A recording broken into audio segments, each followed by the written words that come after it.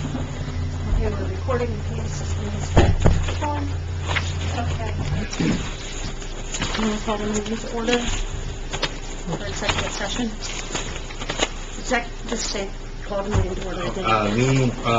The regularly scheduled meeting for January 16th, 2014, executive session is called to order. Can you please, I'm going to do the roll call and... Notice? And sunshine. Okay.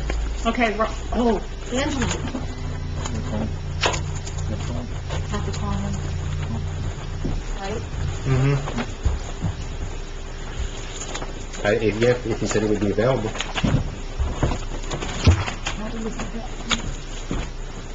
I have to put this $1,000 onto this bonus, right? Otherwise, Yeah. so we're going to add, Time is happening. Right? Should be about happening. Jim, this is the old contract, right? That's the one that Dan signed in the guys. That's what This is the old one. Expert in. You printed out the new one, right? And did you change the last page? So, There's a follow-up email, I think. actually, this one's I know Kim put that out on the last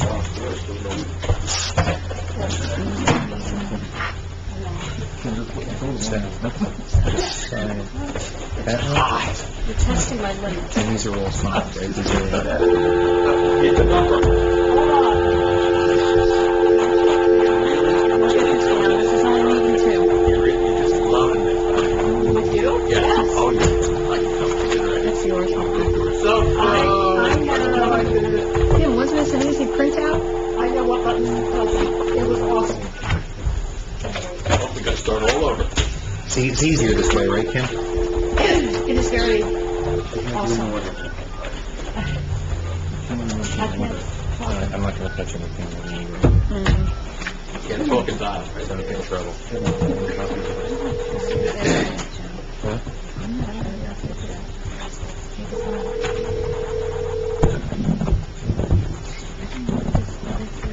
We'll go over it. We'll discuss it. It's the first reading. Angela. How are you, Angela? Angela. We're here, just ready to start executive session. Okay. All right? And Dawn Marie Condis and Bob Canase are here. Okay. Okay? Okay, I'm going to do roll call. Bailey's, Here. Adams, Here. Florrie, Here.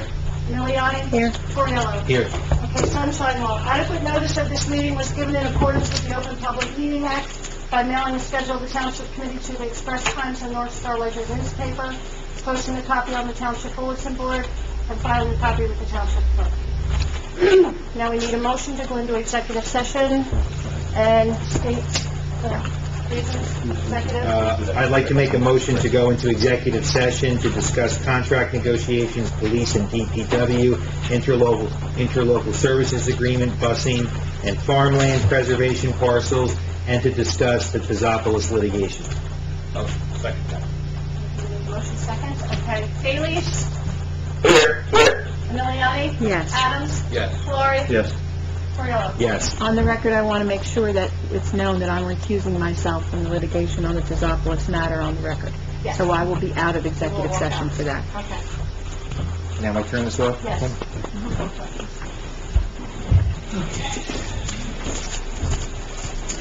I'm like, Oh. well, I don't want to... Too low. Okay, we're recording. So the first item that we need to do is a motion to come out of executive session and reopen the meeting to the public. Make the motion. I'll second it. Where's Jim? Where did Jim go? I think he ran to the back. Okay. Bailey's, Yes. Miliani, Yes. Florrie, Yes. Tornillo. Yes. First, I'd like to make a motion to authorize John Drill to engage in contract negotiations on farmland leases consistent with the terms discussed in executive session. I'll make the motion. Second.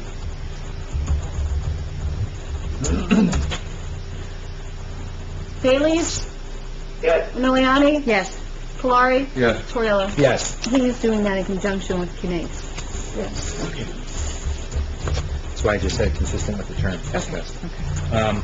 I also would like to make a motion to authorize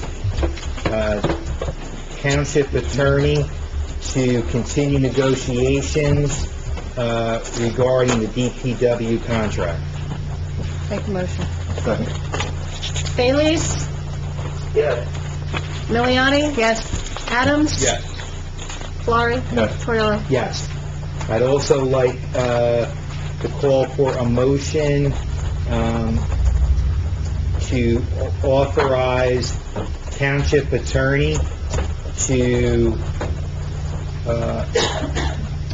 finalize settlement terms regarding, and to enter into a settlement agreement regarding the Tizopoulos litigation.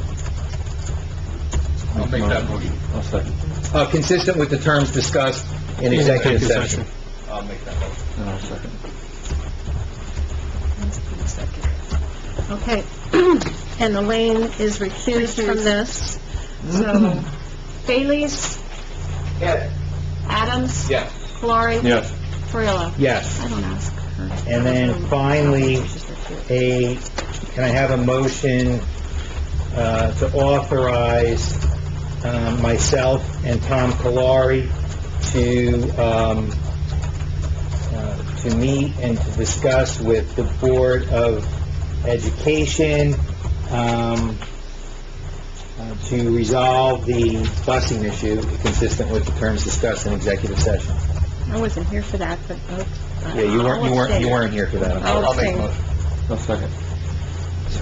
That's okay. Bayleys? Yes. Miliani? I'll abstain. Adams? Yes. Polari? Yes. Torriello? Yes. And did I cover everything? Let me just see here. The pieces? Yes, that's first. We did the leases with drill. Drill. We did the inner circle, farmland, Yeah, we did. litigation. Okay, We covered I everything. think we've covered everything. Okay, I think we can start the regular meeting now. okay. And first of all, I'm sorry for those in attendance that we ran late. We started 10 minutes late, and then we ran 10 minutes late, in terms of our discussion, so I apologize for that. Hey, this way you can see what we're doing, right? Instead of having to stick around till midnight. Fully transparent. Okay, so at this time, you're going to open the regular meeting of the Greenwich Township Committee, January 16, 2014. Yes, if you could please read the notice. Yes. Adequate notice of this meeting was given in accordance with the Open Public Meeting Act by mailing the schedule of the Township Committee to the Express Times and North Star Ledger newspaper, posting a copy on the Township Bulletin Board, and filing it with a copy with the Township Clerk. This is the regular session roll call. Bayleys? Yes. Adams? Yes. Miliani? Yes. Polari? Here. Torriello? Here. Okay, all rise for the flag salute. I pledge allegiance to the flag of the United States of America and to the republic for which it stands, one nation, under God, indivisible, with liberty and justice for all. Okay.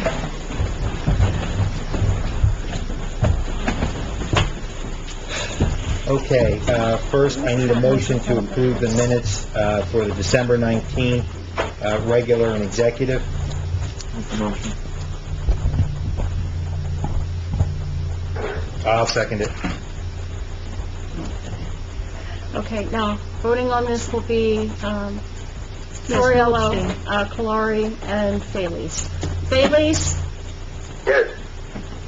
Miliani? Abstain? Adams? Kalari? Yes. Torriello? Yes. And can I have a motion to adopt the minutes for January 1st? Make the motion. Second. Roll call. Okay, Bayleys? Yes. Miliani? Yes. Adams? Yes. Kalari? Yes. Torriello? Yes.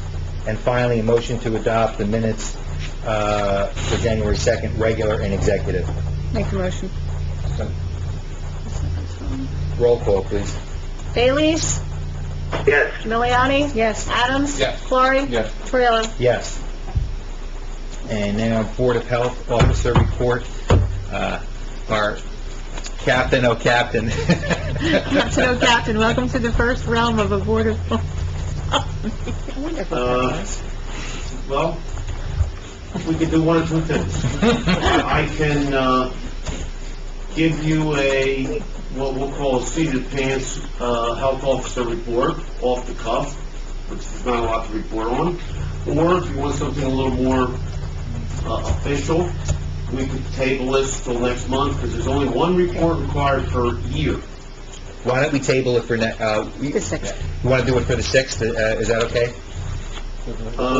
6 is fine. Okay. As a matter of fact. Does he come to those meetings? Yeah, and I'll be honest with you, I didn't notice, even though it was on when he came back Okay. the other day, I didn't.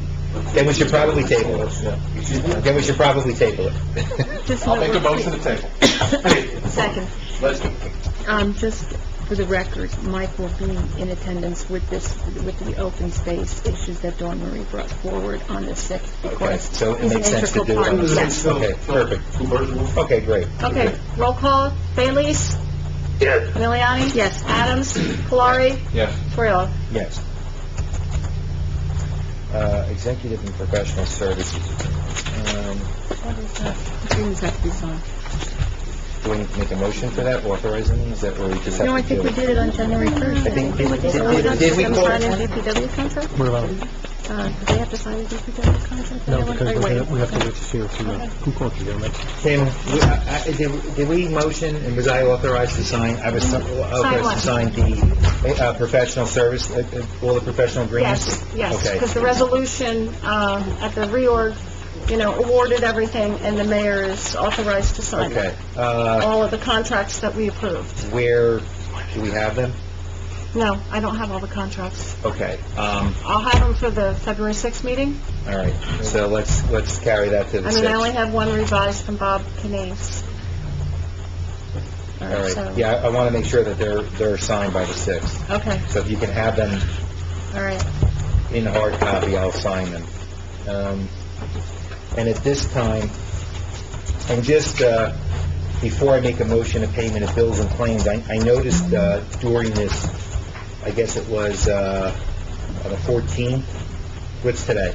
The 16th, on the 14th, I received an email from Kim asking to add bills and claims, and I told her no, especially because between now and April, we're meeting every 2 weeks, and I'm really, really trying to keep us on task and committed to, everything has to be in the Friday beforehand, and, and that's it. The only thing that I did pull from that bill list to add on to the original bill list was the double payment of the taxes on that one property. So Right, that- the refund. The refund, correct. Yes. So that one I did pull, but before we,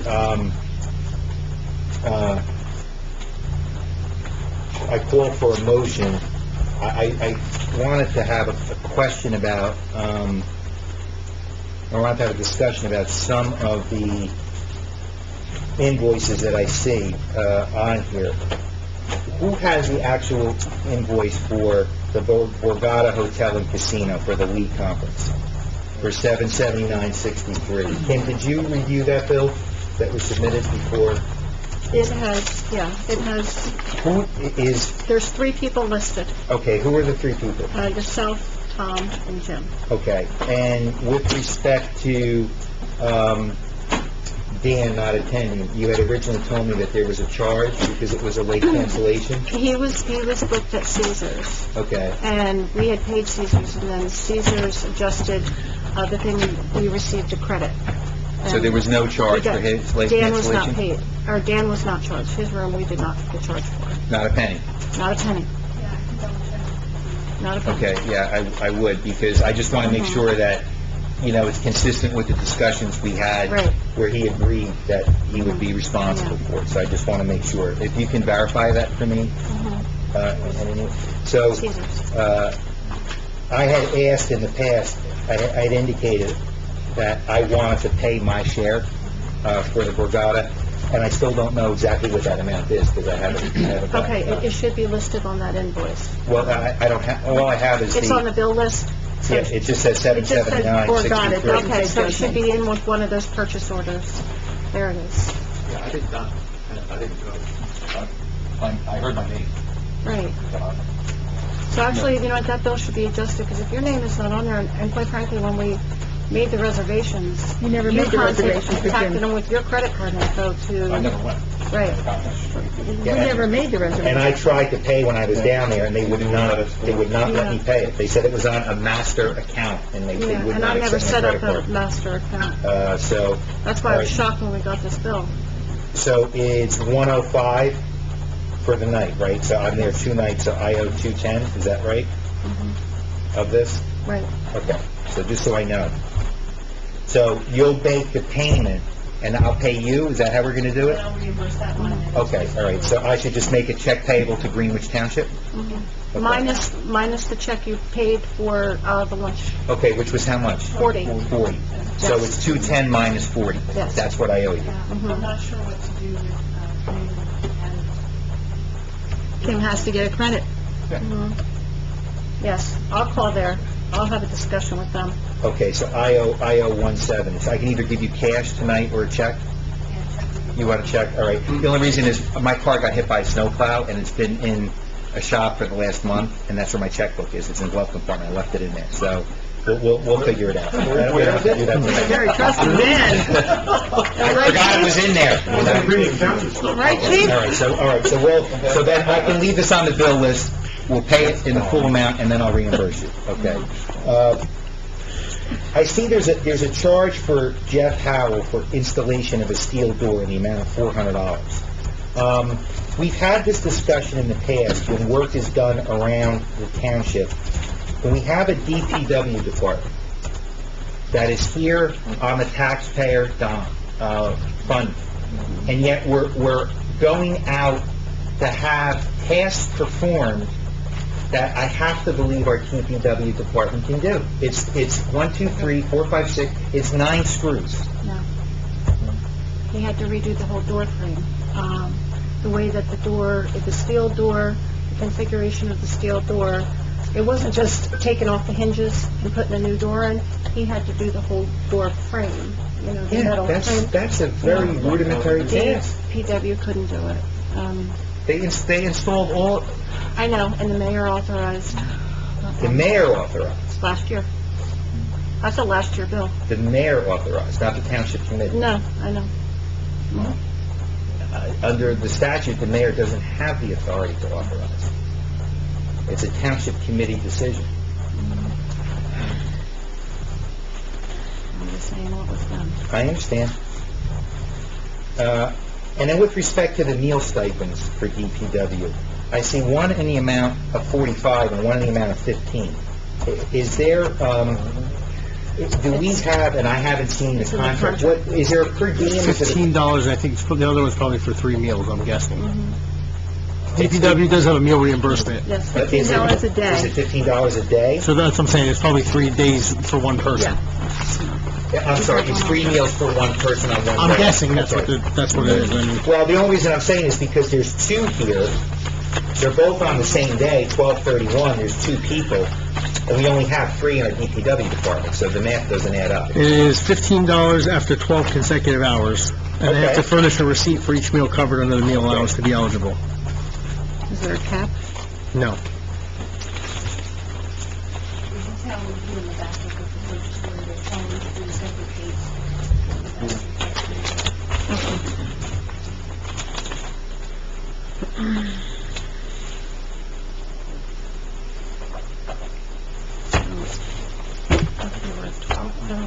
I know that Jim on these bills, on his bill list, has asked for a little bit further detail. So it doesn't look like Mr. Curcio had a pizza party at his house. He had a pizza party for recreation. You know, stuff like that needs to be more identified from what's All going right, on. I saw the invoice, it's 3 separate dates, so everything, I just, what is the septic, I'm sorry, September readings reconciliation for $16,000, Township of Phillipsburg? What is that line item for? What's the date on that? It says 12/30. They underbilled us, they miscalculated do is they build for 3 months at a time. One of them is an actual reading. The next two are estimates based off that first real reading. Sewer? Yes, for sewage flow. Then when the next quarter comes out, they'll do the same thing, an actual reading and then the 2 predicted readings for the 2 future months. They also make a correction for the prior 2 months that were estimated. And when they originally sent us that bill, their math did not include that adjustment, so I didn't pay it. So figured they wouldn't catch it, but they did. And they sent us a revised bill. Okay. That's what that is, and that's why I'm so late getting that. And then I see a Palmer Trophy and Awards, Mayor and Committeewoman gifts. Why are the taxpayers being charged for gifts to outgoing elected officials? No one authorized it. I want that told. 1275, the other was 1275? Correct. It's been past practices that we've done that. I understand that, but keep in mind that that's been past practices, but... I'm sorry, we should not be using taxpayer money to be paying for that. Yeah. What's the total amount of that bill? It's $70.24. I mean, I'm happy to start a new practice of us chipping in if we want to, but I don't think it's appropriate for the taxpayer to pay it. I'm sorry. How do you want me to contact the vendor? Do you want me to just send them a letter saying that we're declining payment? I mean, I'd be willing to chip in my own personal, but I can't, I'm only speaking for myself. If you guys want to go for it, I can't authorize taxpayer money to be paid, to be given out gifts. I find the concept inappropriate. What's the total, $70? $70. So just pull it and I'll pull it. And Tom and I Deputy Mayor. will pay for it. But it's not right. Okay, you'll pay the vendor direct. Yeah. I see. You want to make the payment and we'll pay you like the other? If it's going to be your policy that you don't want things like this, I'd rather not pay them on a township check. Okay. Pull it, and then we'll pull it. We'll pull it now, and we'll ask Angelo. I'll chip in. You want to chip in? You want to split it 3 ways? That's what chip in. Okay. All right, let's split it 3 ways. That's We'll fine. take care of it all. All right, those are the only questions I have on the bill two list. questions on the bill list. 2 electrical service bills from JCP&L, 1230, 1231.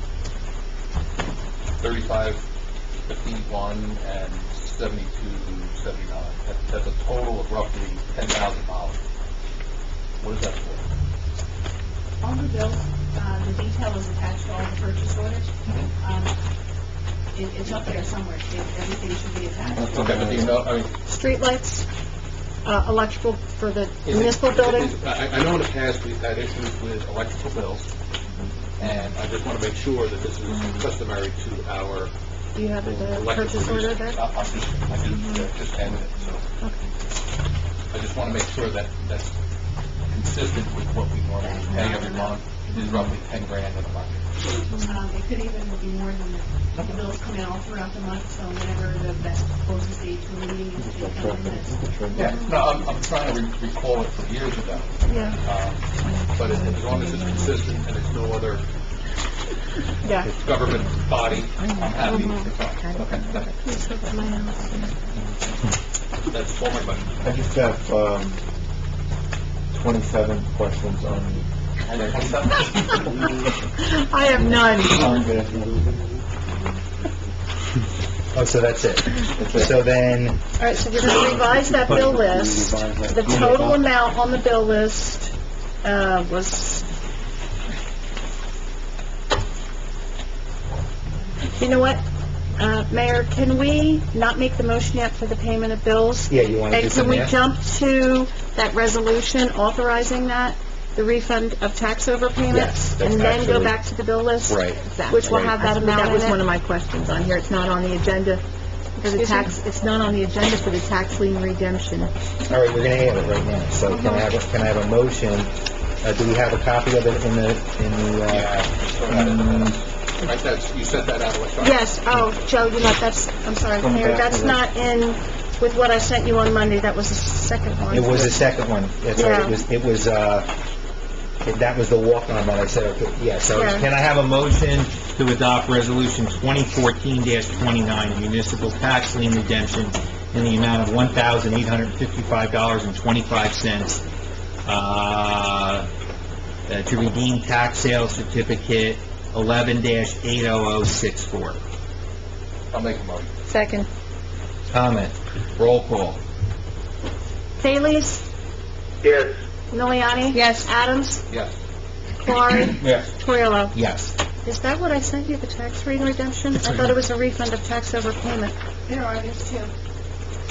There's a lien redemption and refund. Okay. So that's not the, it's almost the same amount. Yeah, I One is thought it was the one for, Oh, okay.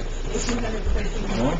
yeah, This other one, this is the only one we're done. And there's a $1,300 one. for a resident that paid for the taxes. Yeah, that's not, we don't have a resolution to support that, Kim. No, I think she sent it out. I did. She sent it out electronically, let me see. Let me see here, I'm sorry. I got it. Can I just say a word? Yeah, go ahead. For future, the next meeting, or, next full meeting, for Kim, when you make these changes, I have one full agenda, then I have a revised bill list, then I have a revised agenda which only has this one change on it, which doesn't have all the ordinances on it. So I have to jump back and forth, and it's a little more difficult for me because I don't have a printer here. So when you make a change, make sure you include all complete change with everything on it. Right. Because it's a little difficult for me to go back and forth from one, I'm doing this all on the screen. So, just to let you know. No, I agree, Angelo. In fact, the revised bill list was rejected. I said that it had to be carried to the next meeting for that exact reason, but... Right, so, You're right. I'm missing a few pieces here, so, I don't have it, Tim. I gotta go back. I'm looking here to see. The other. It'd be a little bit easier. What did you think? Read that the whole, in one shot. We signed that. Just a little advisory. It's $1,344.32. I know that number. That's the amount of the duplicate refund. Right, That's that is the the amount amount of the of the duplicate duplicate. refund, but I can't find where the resolution is.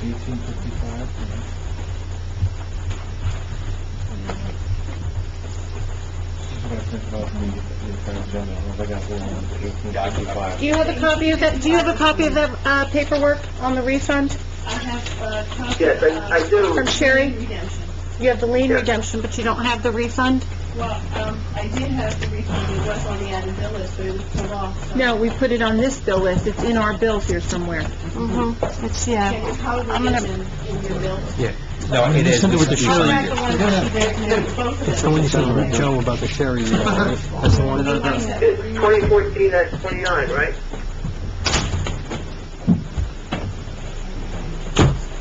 $2014-29, Angelo, is the one that we can find. Yeah, there's another one.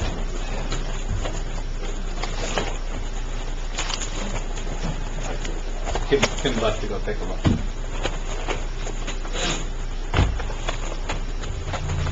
So this is what's out, now we can approve That was the last one I got. Here it is. it. Yeah, but I need to, I know, you need the resolution. I've never Refund seen of it. tax overpayment, right? yes. Yeah, I got that one.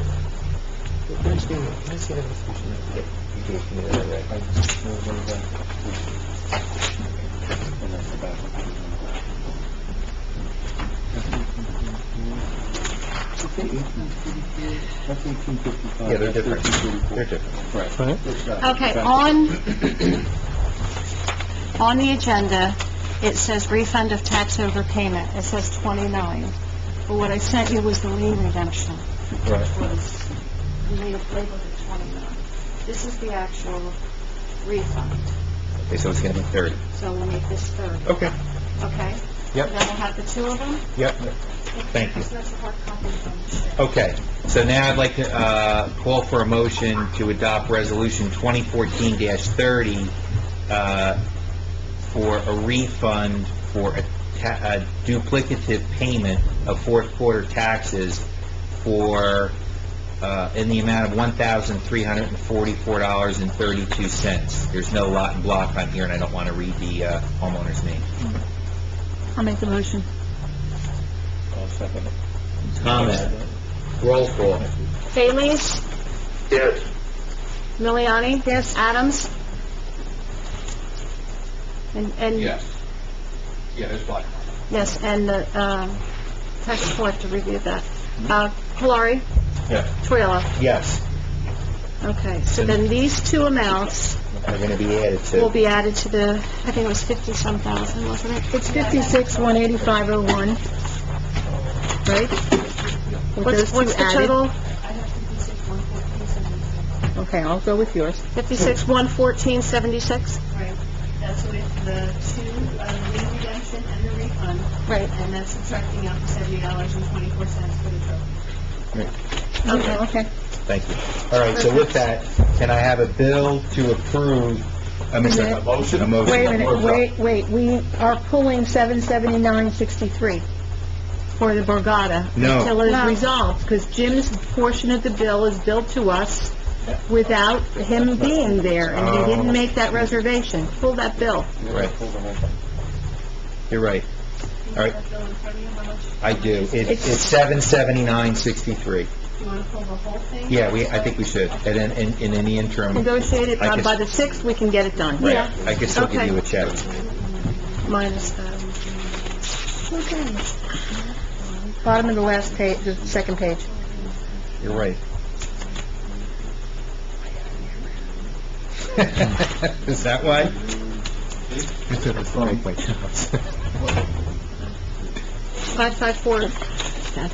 554-3513? What's the number? 55, What's that? 35, 13. Say it again? 55, 35, 13.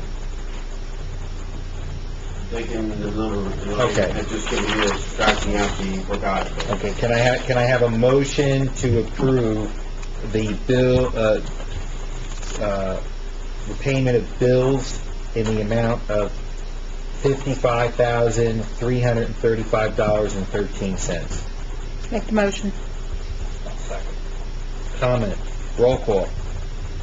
Bailey's? Yes. Miliani? Yes. Adams? Yes. Clary? Yes. Twila? Yes. Okay, now, can I have a motion to open the hearing up for public comment? All in favor? Anyone wishing to make public comment, please come up to the podium, state your name and address. Seeing no hands, a motion to close public comment. Make the motion. All in favor? Aye. Aye. Aye. And now it's time for Mr. Finelli's report. All right. If you have anything. Already? That's not fair. That's not right.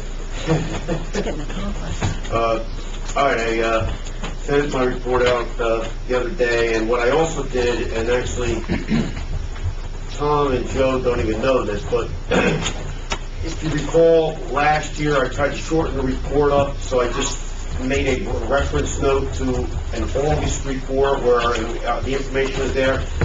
I sent the August report as well with the backup information to Jim and Elaine and to Frank, just so they could kind of have a more comprehensive look if they wanted to see what one of those items was. So, in any event, to the report for tonight's meeting. Let's get right to, which is listed on the agenda, wastewater management grant application. That is item number 11 in our report. You have to go to pages 7 and 8, the last two bullets on that item. I brought this up last month. Elaine, and to her credit, very proactively had a resolution done authorizing us to submit the grant application, which Kim gave to me at the beginning of this month, to my surprise. We had, I wasn't expecting it. We looked into that grant a little further, and it's noted in our report. The DEP has not confirmed or committed that the funds through this grant, it's called the 604B grant, are going to be made available to towns for wastewater management plans. So, we've been working with the DEP, obviously, in Greenwich and in other towns on wastewater management plans. We have a nice line of communication. Gene Weber from our office is kind of the point man, per se. We, right now, are not going forward with the grant application because I think it'd be a waste of everyone's money, because there's no confirmation that the grant is even going to be applicable to WMPs.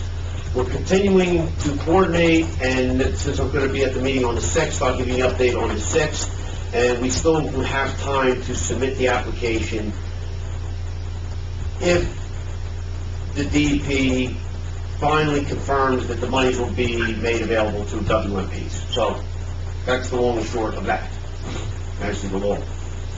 But in thought, we were trying to be proactive because the deadline is February 21st, as I recall. So we were trying to give you time to prepare the grant. No, I mean, our normal meeting, I say the normal meeting, the third Thursday, tonight's, is the 20th. The grant application will be due the following day.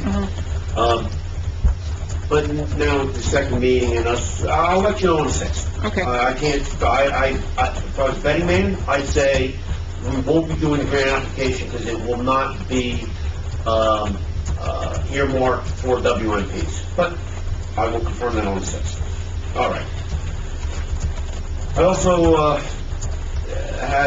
had some time and took a few minutes with Frank the other day on the phone. We kind of went over a few things, obviously, that our office and the Township Attorney's Office have been working on and looking forward, will be working on. So that was a nice, productive conversation, and no sense to going into those details.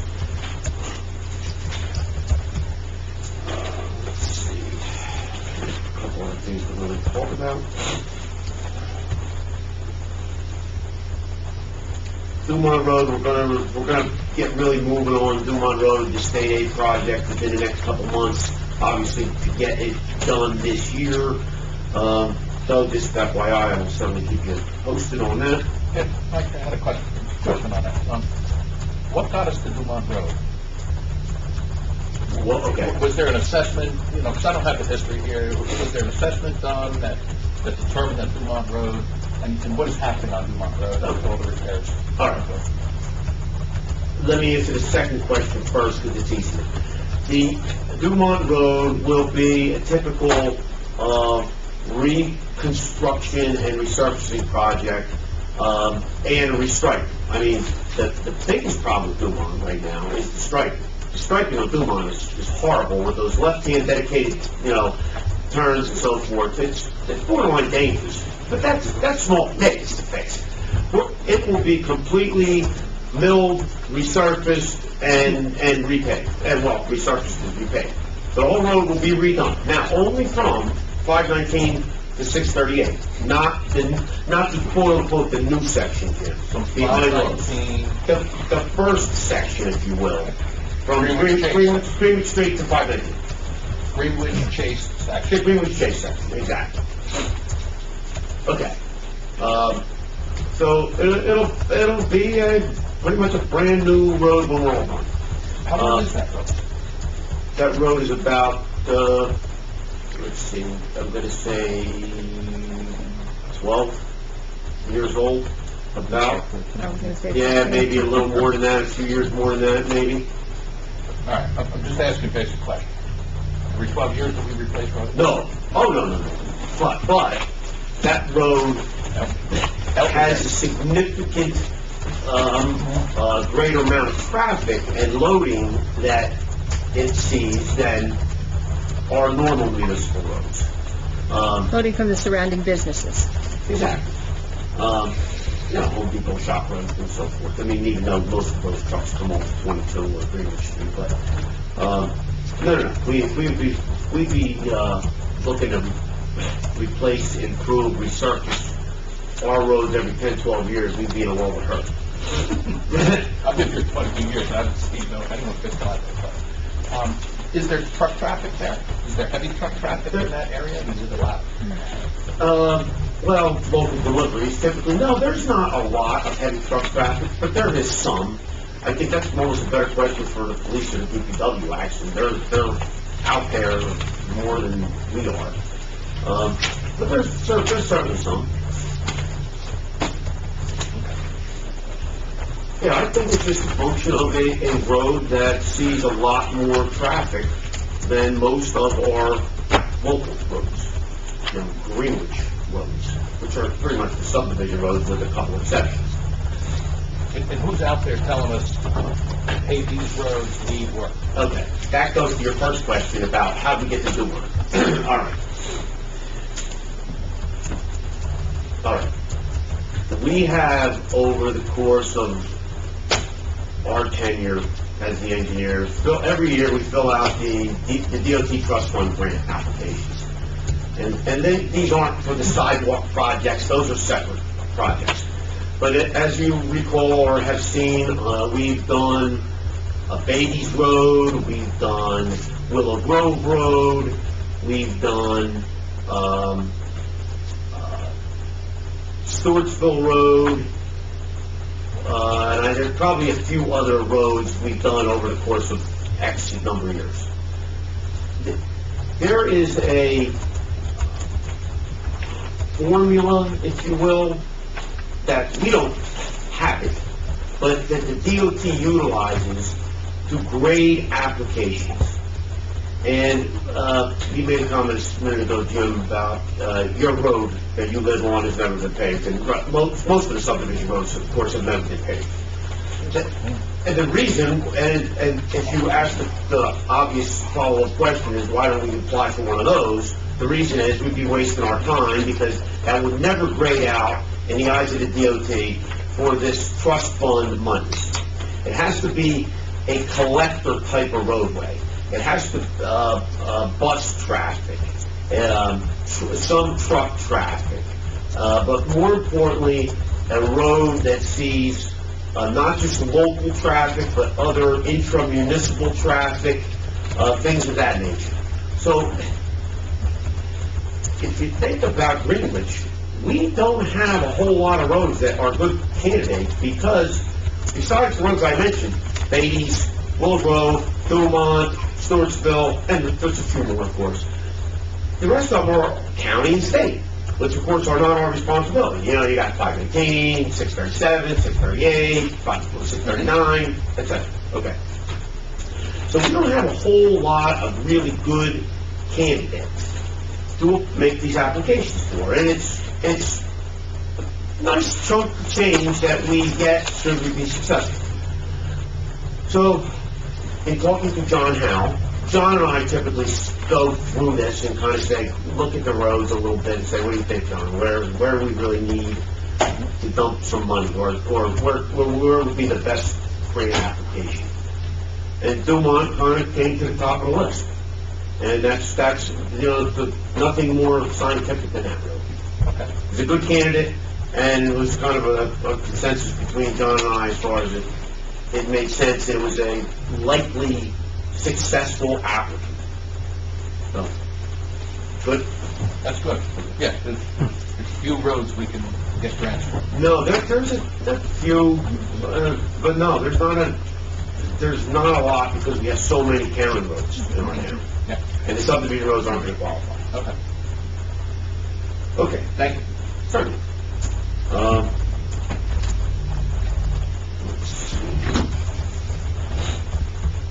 Then we're going to talk about the unfit dwellings, but I'll save that for last. You see Mr. Throne in the audience.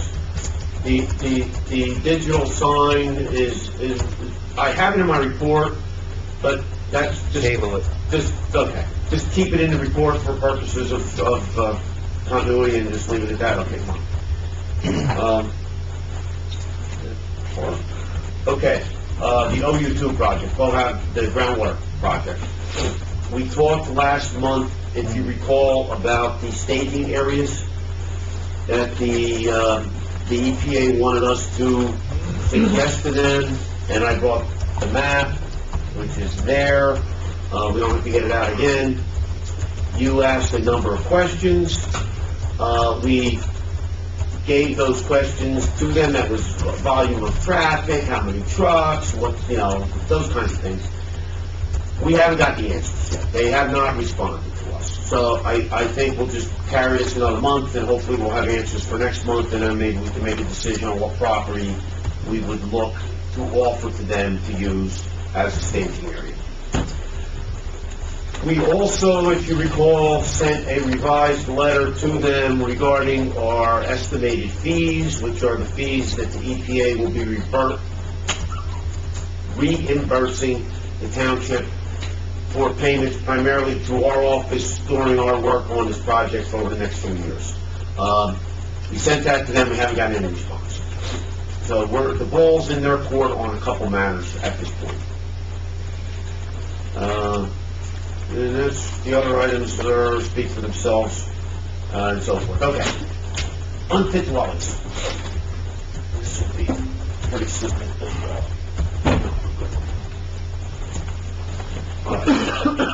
I'm going to pass out this. Thank you. Angela, I'm passing out that full spreadsheet. I'll put it in your inbox. I'm sorry, what? I'm passing out a spreadsheet of properties that I'll put in your inbox with the color code. I'll let it, all right. There's two things I handed out. First, the color-coded sheet is a lot easier to explain.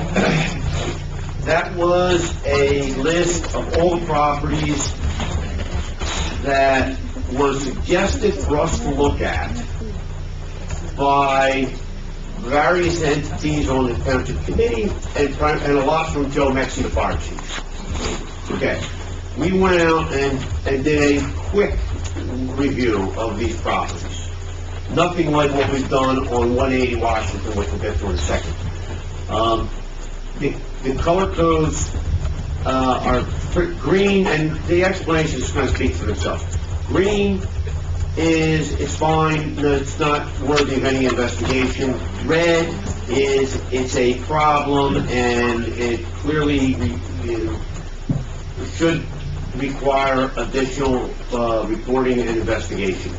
The orange and the yellow are kind of in the middle. And we don't want to make this into some sort of, $50,000 engineering exercise either. So, yellow and orange, we said, could be problematic, but do require further investigation and more detailed inspection. So, I'll leave that with you. You can kind of absorb it. We can talk about it more next month or in the near future. Now, 108 Washington, which is the big report, which I only gave a copy to the mayor and to Attorney Tadeo. We did a full-blown investigation report of that property a number of months ago, gave it to Brent.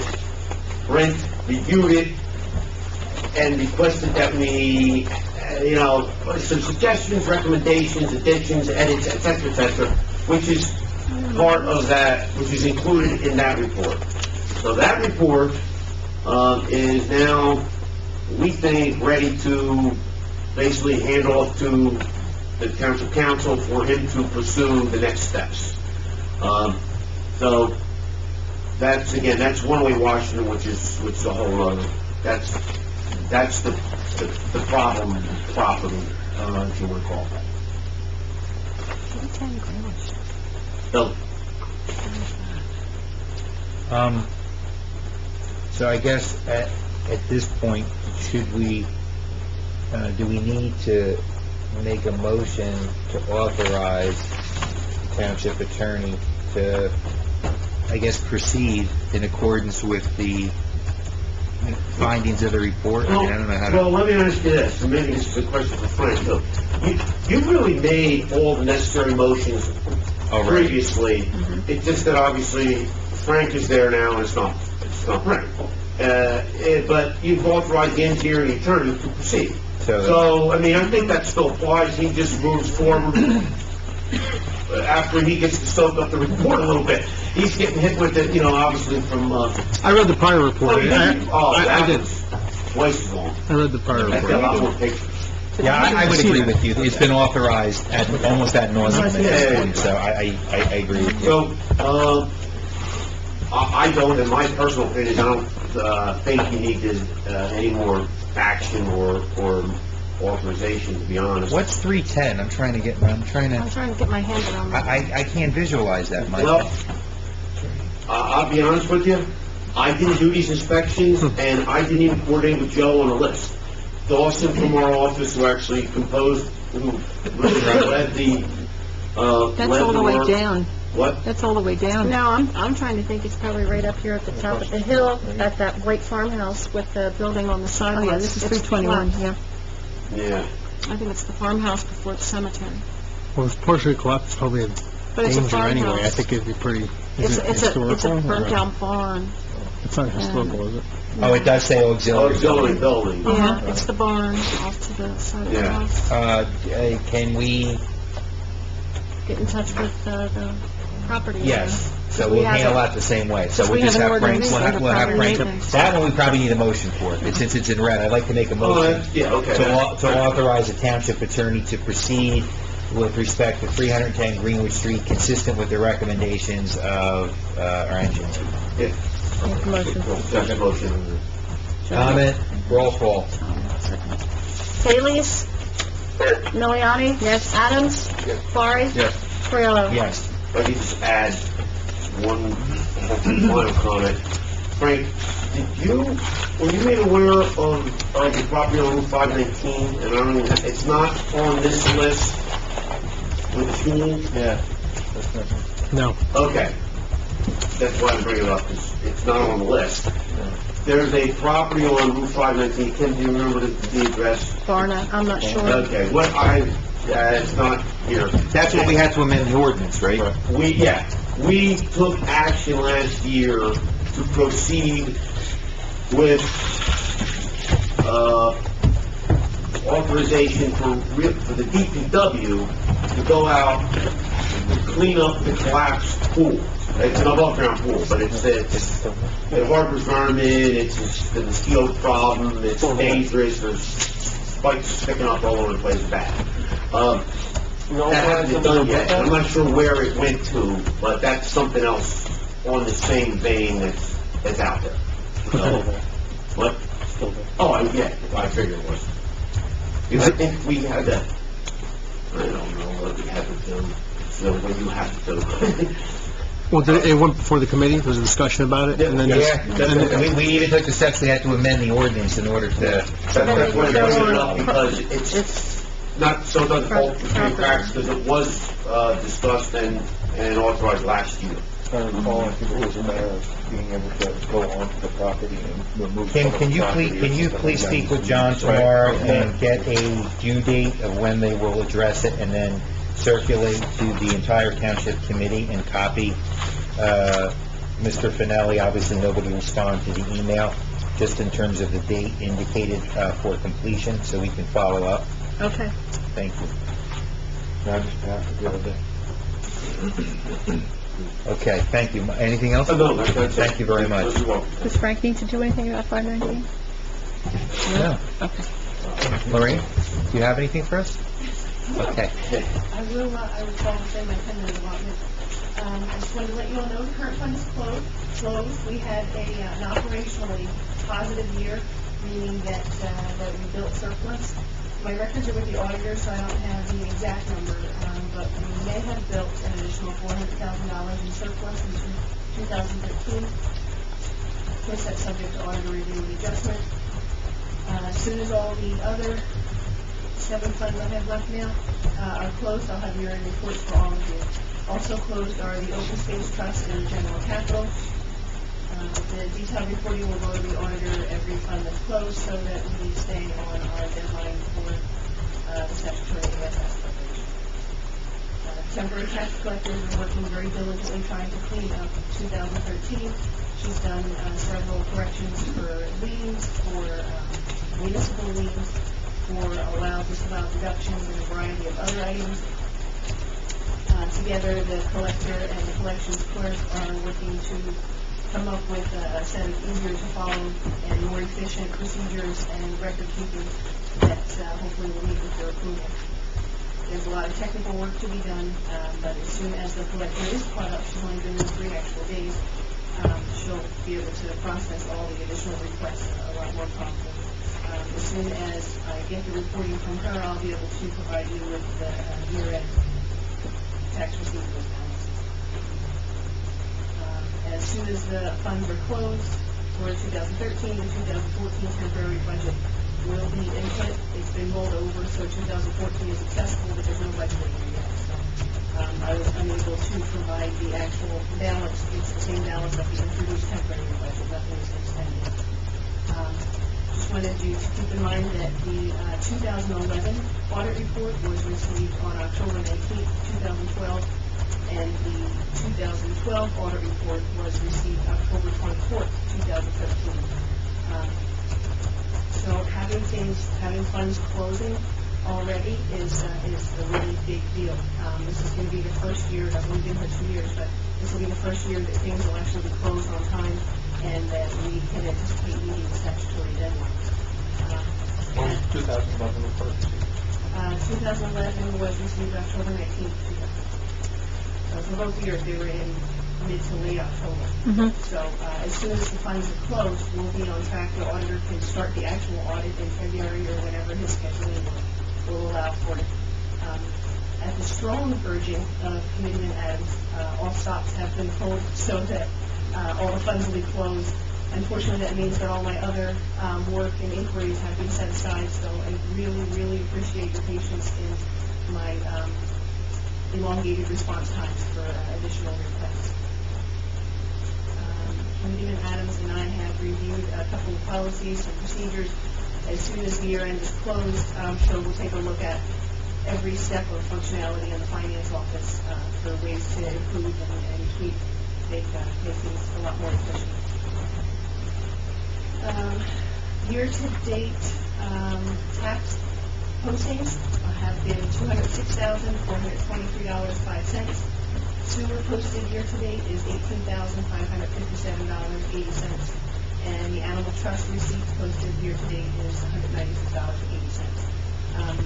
Committeeman Adams had asked me to provide a very simplistic report. I found a very easy way to do that, so in the future I'll make sure that I have that for you. My preference would be the second meeting of the month, being it's only the third Thursday. I can have that printed the day that the agenda cutoff is, so that it's the most up-to-date possible for you. So it'll be at least those 3 items, and I'll have to provide something a little different for current month, so you can see those, because there's too many revenues to include in the report.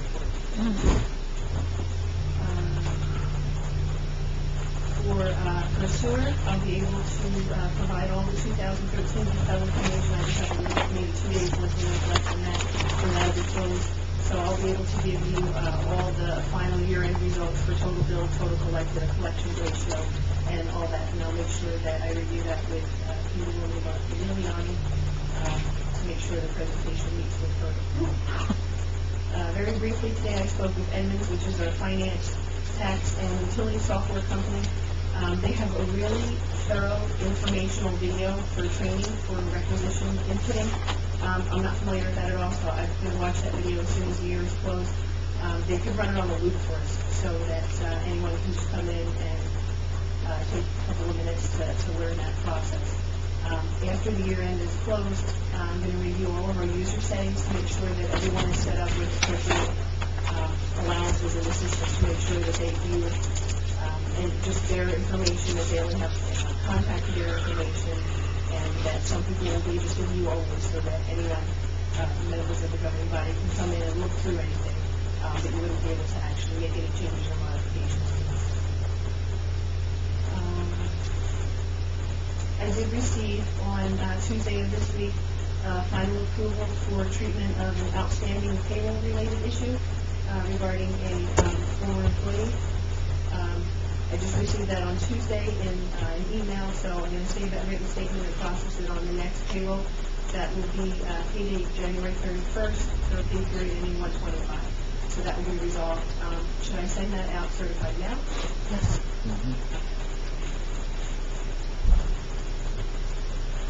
Also, with the modifications for the bill list, I'm really excited about having a firm cutoff. In the past, that wasn't reinforced, so I didn't send out any notification to our vendors or professionals. I just wanted to make sure that we're going to stand firm on that, and I will send out a notification as soon as the year is closed to all of our professionals to have bills in prior to Thursday, Thursday prior to the meeting, so they can be processed on Friday. The final bill list will be cut off Friday afternoon, so it's time to be finished. And then will we provide that to Kim, or do we provide an electronic copy to everyone? No, you can give it to Kim, and then Kim's going to include it in the electronic agenda to everyone. Also, that means that the bills will physically be distributed to all of your mail days Friday afternoon, so feel free to come in and have a weekend reviewing all your bills. And that's what I did the last time, and that's why I cut it off when it came in Okay. afterwards. It's like, you know, That's fine. I yeah. wasn't aware that we were going to stand firm with that, so I'll definitely have no problem with that. Adhering to that. I just wanted to let you all know that you're welcome to come in on Saturday. I think Jig is going to bring pizza and everything. If you guys want to stop in one by one to review your bills. If Jim is buying, I'll post it on the Facebook page. Or what he's out of town. Maybe we can ask the Express Times is here tonight to advertise for a free pizza party on Saturday. I hope don't do that. I'm kidding him in Adams. Like 3 under the bus, right? If anyone has any questions, then we can hopefully answer them early in the week so that we have all your answers for you, so that there's no confusion as to amounts or something being pulled or proper total for the bills. We're having a sewer subcommittee meeting on the 21st. If there's any kind of data that Sherry would like us to review together without what's going on, that would be a good thing. All right, hopefully I'll have everything closed so I can I'll have all the report for 2015. The order of accounts that you closed, right? You got roughly 14 accounts, 4 or 5 big headers. Where is recreation? Right after sewer. Sewer is my next priority. I have to get that done to the annual debt statement. Okay, surplus, open space, general capital are done. Current open space general capital. And then the sewer, and then as soon as sewer is finished, I can do the self-liquidating calculation, so the annual debt statement. The very last thing was the assessor distributed in December a listing of all pending tax appeals. If anyone did not receive that, let me know, and I can get that copy back.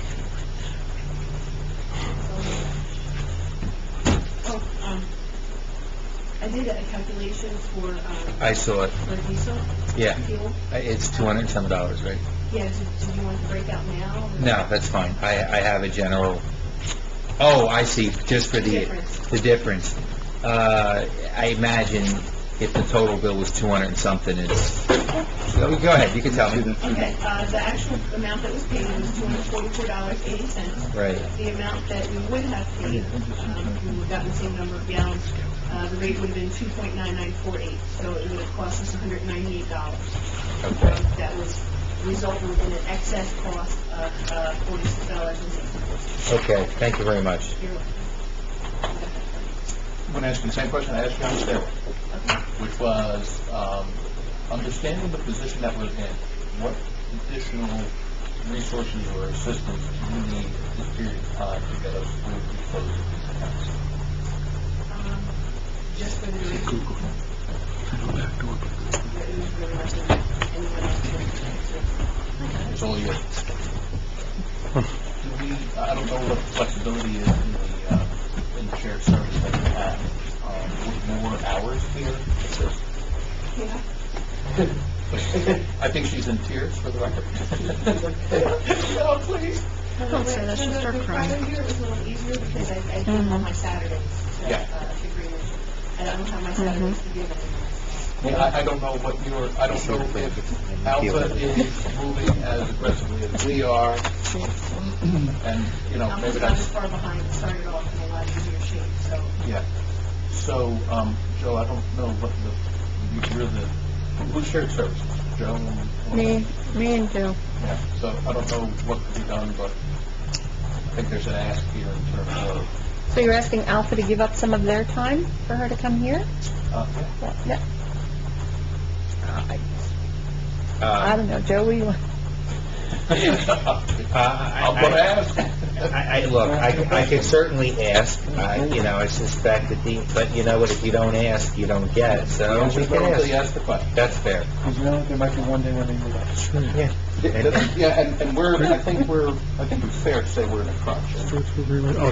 I could certainly reach out and see, but they also have an equal, you know, duty to ensure that their stuff gets addressed, so, before we even ask that question, We should check the interlocal services agreement and the contract of the CFO. it doesn't make that provision. And in the interlocal Yeah, it agreement? doesn't. It doesn't. This would have to be, It's a separate it aside would just have to little, be like, can we, would you, and we'll Right. compensate for. Right. Yeah, that's all there's it no would be. provision for it. Okay. So, the first question would be, would it be, in your opinion, would it be even appropriate for me to have a conversation with those folks in Alpha? Yes. Okay, then that's all I need to know. I will have it, okay? You So- need motion?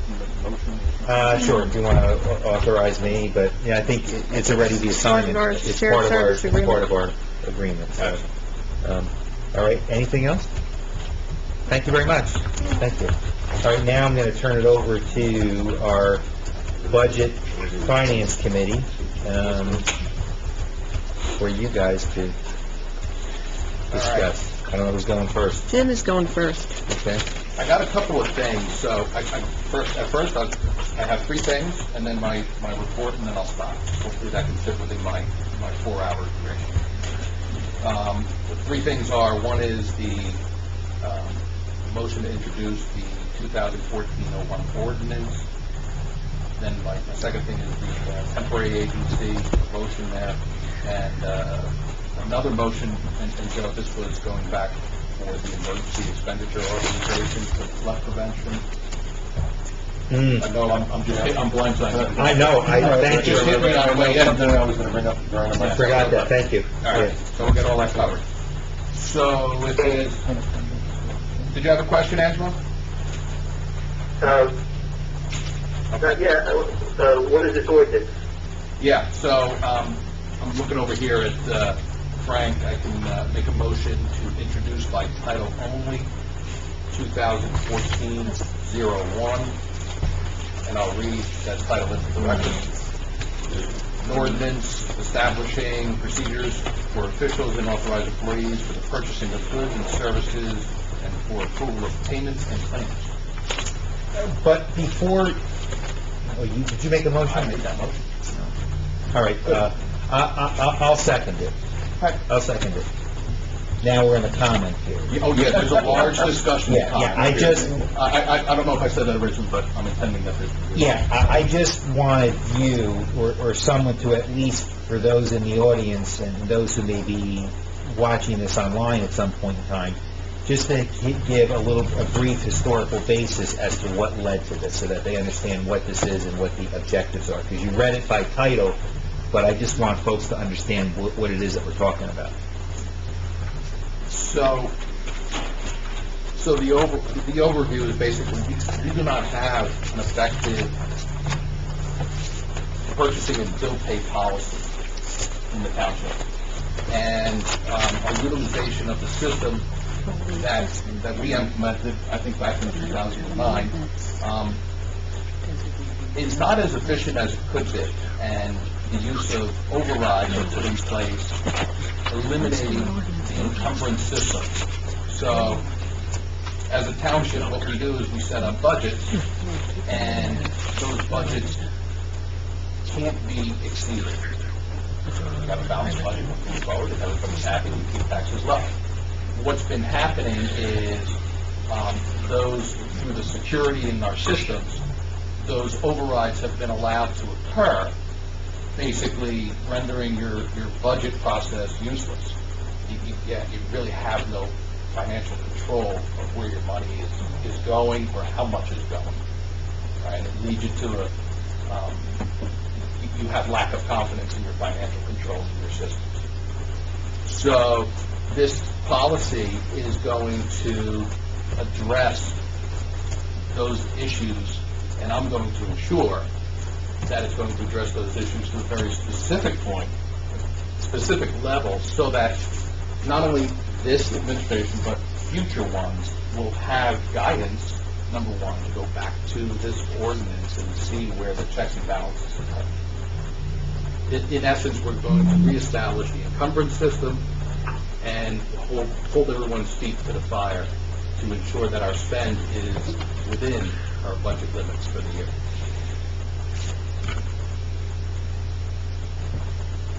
Did you want to add anything?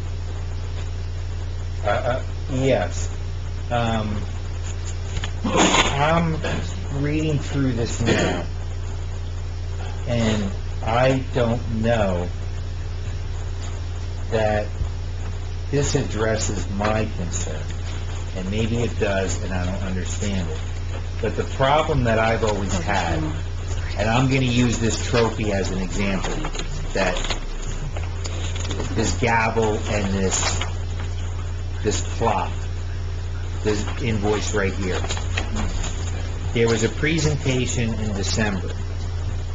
There was no discussion about who's going to pay for it. It now comes up for approval, but yet it's already been purchased, it's already been ordered, and it's already been given. Okay?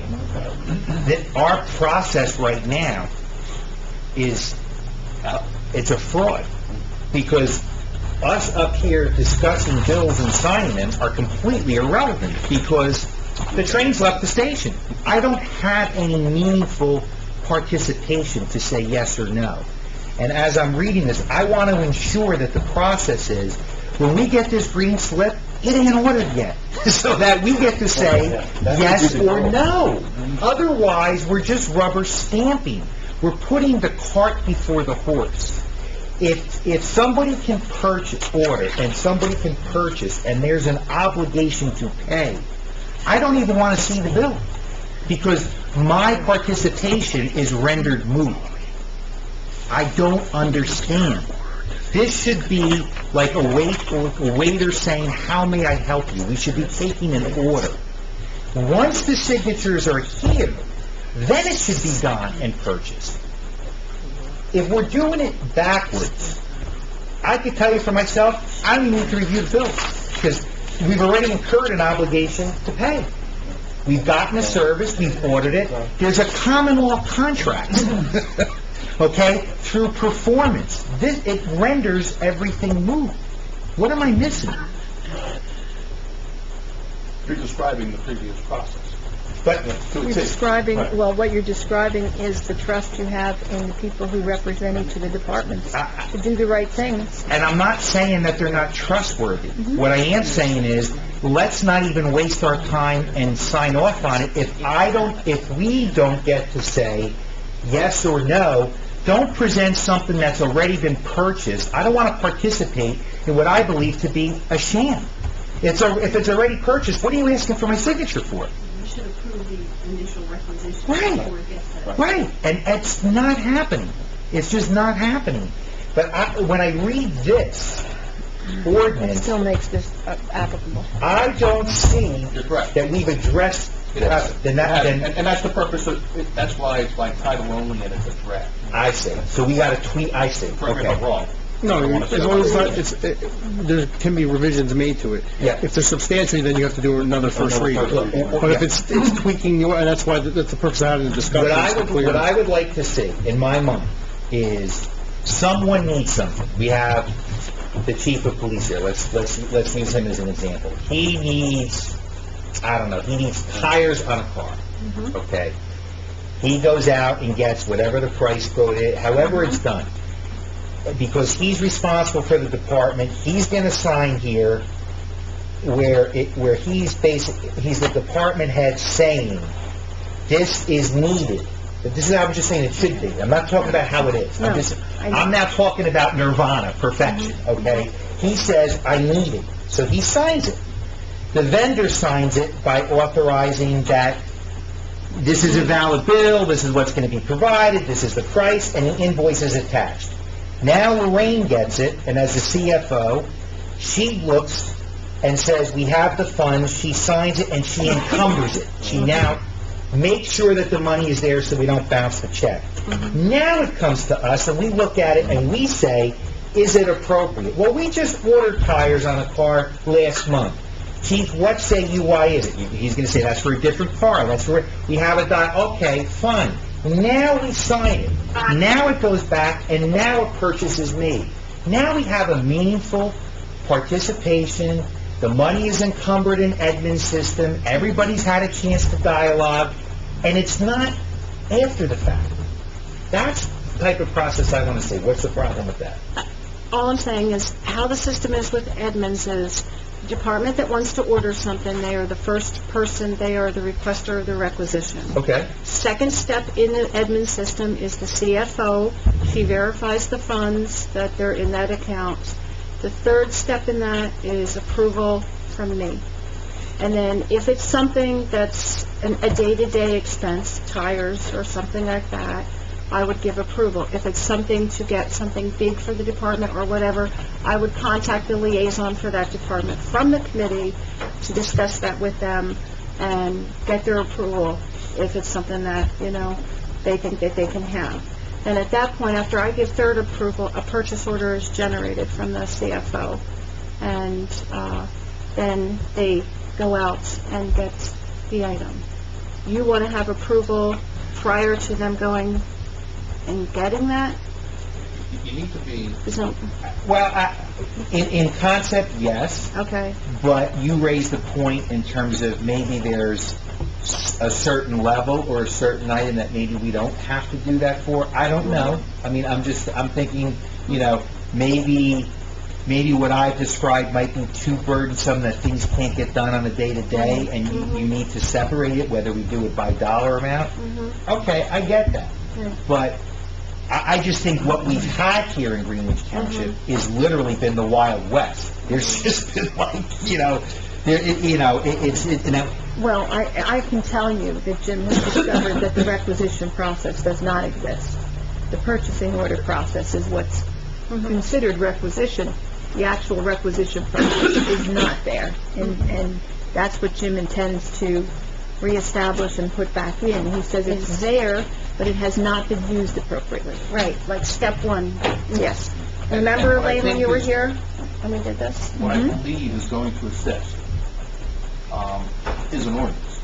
Oh, yeah, we need an ordinance. I don't know how else we can effectively control or have confidence in Right. our process. Right, I Really, agree. That's what's going on. Yeah. No, So, I think, I want to try to keep this draft going so that we have an implementation date, or, we discussed, we've been talking February that we can start getting things into gear. I haven't given my report, so no one knows what the timing is, but it's February timeframe.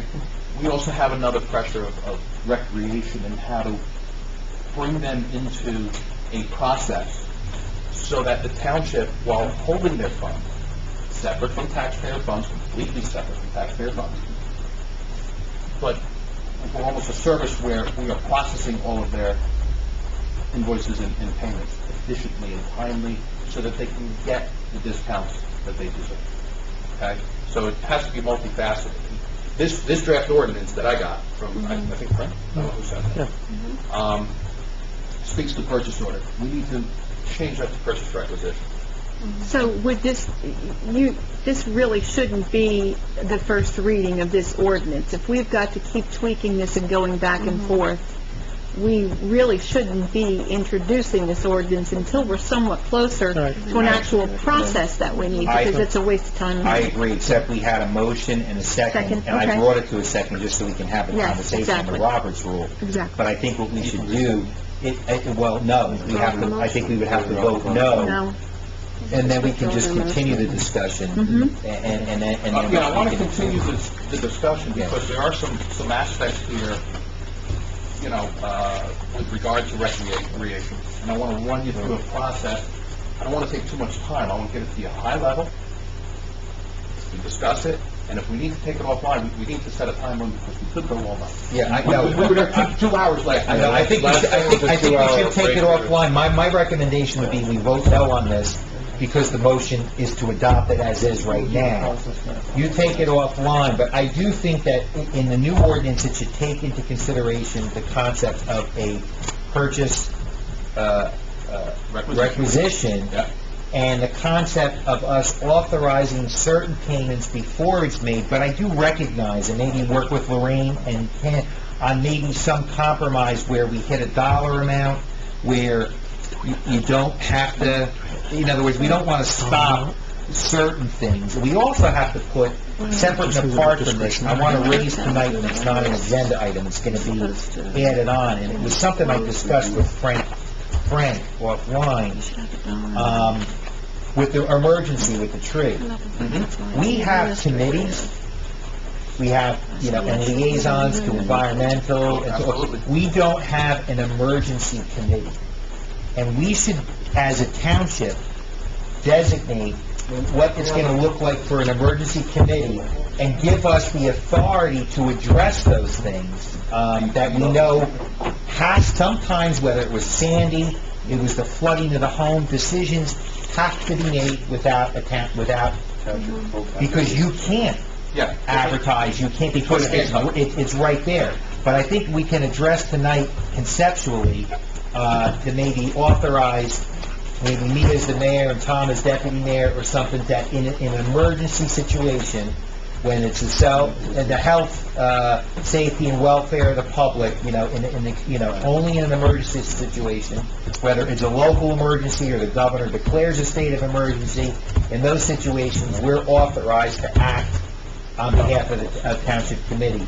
Like I did anyway, because of that tree and the flooding. I mean, I had to make a decision, and then come here and basically, but I think that would be something we can do separate. But before we get too far afield, so can I call for a vote on this motion on the first reading? All right. Yeah. Yeah, of course. I would like to have a little bit of input on this, maybe if someone could provide me with the draft, I'd really like to. Of the read it. ordinance? Actually, I'm sorry, maybe you didn't hear, I had said to Jim that he should speak with you and with You don't Kim have to it work yet? that out. Wait, did you get the electronic version of the meeting agenda, which contained the ordinance? I didn't see an ordinance attached. Everything was all, Yeah. it's And not we gotta get attached, used to it's paper, the whole so entire It's all thing. in there. All right, I'll I'll resend make it sure to that you you. got I it. have it. I'll resend it. The idea with the governing body approving all the requisitions is a great idea. You just have to decide how available you're all going to be to your departments, and how involved you want to be in it, because even a small purchase that, I don't know, however many, $70 they gavel, you thought that was inappropriate, so it might be a good idea to have you involved in the approval of everything. I guess it would just depend on how involved you want to be in your department. That you should have a say in it. If I want to buy a $40 pencil because I think it's great, I think I should ask my liaison first to say, is this an appropriate thing for me to purchase? Well, and our thought process, from a finance standpoint, is that you wouldn't be buying a $40 pencil or anything. You would want to maintain the best possible cost for the township. Just because you like a $40 pencil does not mean that you have the authority to buy that. We have to do what's the best for the taxpayer, and that means the 5-cent pencil. But even simpler than that, it doesn't require any more time of an No. elected official, or any more effort, or even any more paper. We can keep it exactly as it is now. Give us exactly what we have, except when we're signing something, it is the condition precedent to actually purchasing, as opposed to purchasing and then signing. That's all I'm suggesting. Right, that would be getting your approval on the requisition Right. before the purchase were made. Right. And the bill list becomes a rubber stamp, because you've already seen it. Right. You've already made the appropriate decision. And all I'm saying is that this bill list, when I actually read tonight, a motion to approve the payment of bills in the amount of, I'm actually propagating an illusion. The people in the audience think I'm calling for a motion to authorize the approval to pay, and it's already been paid. So it's like, why even go through the motion? What if the motion didn't carry? Does it really matter? Everybody's got the checks. So it's You like, need to approve the actual purchase, the beginning of it. You have to approve the requisition. So you're saying we would have to do two rounds if we're doing two meetings. The first meeting would be approval of requisition, the next one would be approval of payment?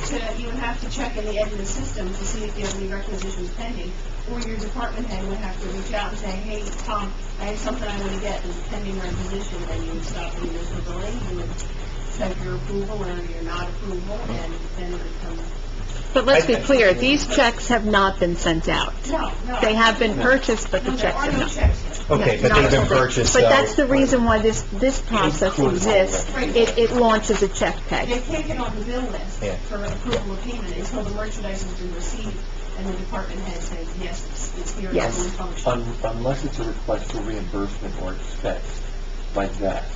All right, we should take this offline. Offline, we'll be here all night. We'll be here all night, so we're gonna work on this, but we gotta finish the vote. So there's been a first and a second and a comment, so I'd like to have a roll call on the first reading of ordinance number 2014-01. 01. Bailey's? Yeah. Miliani? No. Adams? No. Valari? He'll know better. Torello? No. Okay, now we're gonna move on, and you guys are gonna work offline, and we'll bring it back for the next meeting. All right, I got a couple of things. Designation of a temporary agency, so New Jersey Professionals. Wanted to have a motion to authorize the mayor to sign the agreement from New Jersey Professionals for the temporary tax collector. Frank, you reviewed it, right? Yes. Okay, good.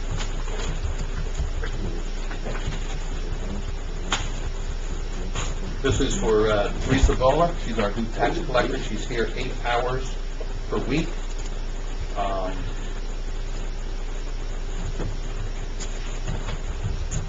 Any other information? Well, all right, so the motion is out there for motion to authorize the mayor to sign. I'll make the motion.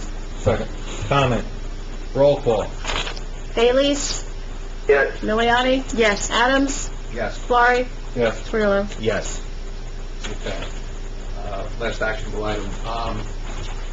Referring back to Joe Torriello regarding a flood prevention.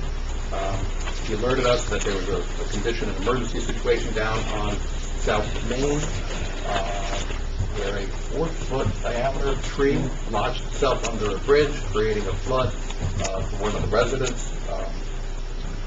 So at that point in time, we authorized an emergency expenditure not to exceed $2,000. So I think for the record, what I want to do is put a motion out there for an emergency expenditure not exceeding $2,500. For this, For that particular emergency. yeah, I think it was $25.50. Okay, I'm Yeah, I sorry. think it was. I only approved. Yeah, I think it was $25.50. $25.50. I think Okay. so. Okay, so make it 2,600 in case there's any other little... Not to exceed. Not to exceed 2,600. I'll make that motion. Second. Comment. Roll call. Bailey's? Yes. Miliani? Yes. Adams? Yes. Valari? Yes. Torello? Yes. When was that? A week ago, we took on the most. The snow. Across the street. Most of ice uprooted a tree, fell down.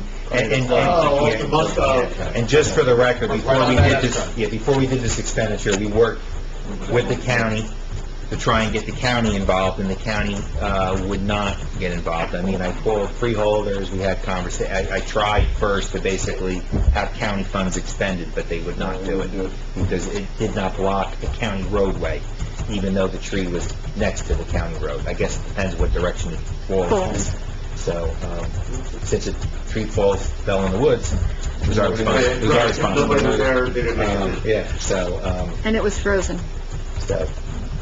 okay, is that it? Is that it? Now, I will go very quickly through my report, and I want to come back to 2014 temporary budget will be in place by when, and what happens in between now from that point in time for current bills that are going to the system. It will be in by next Thursday afternoon.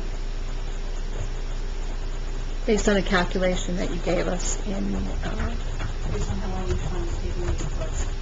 no, I mean, the calculation that you provided was part of a resolution, I thought, when we reorganized.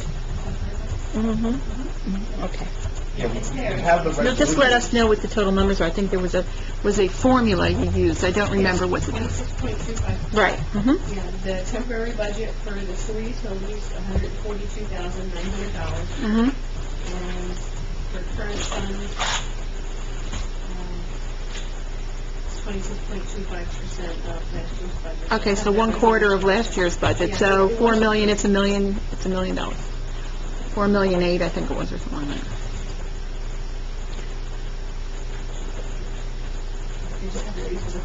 Okay, all right. Is that it? Yeah, I will table the rest of my items later on. Did you have anything to add?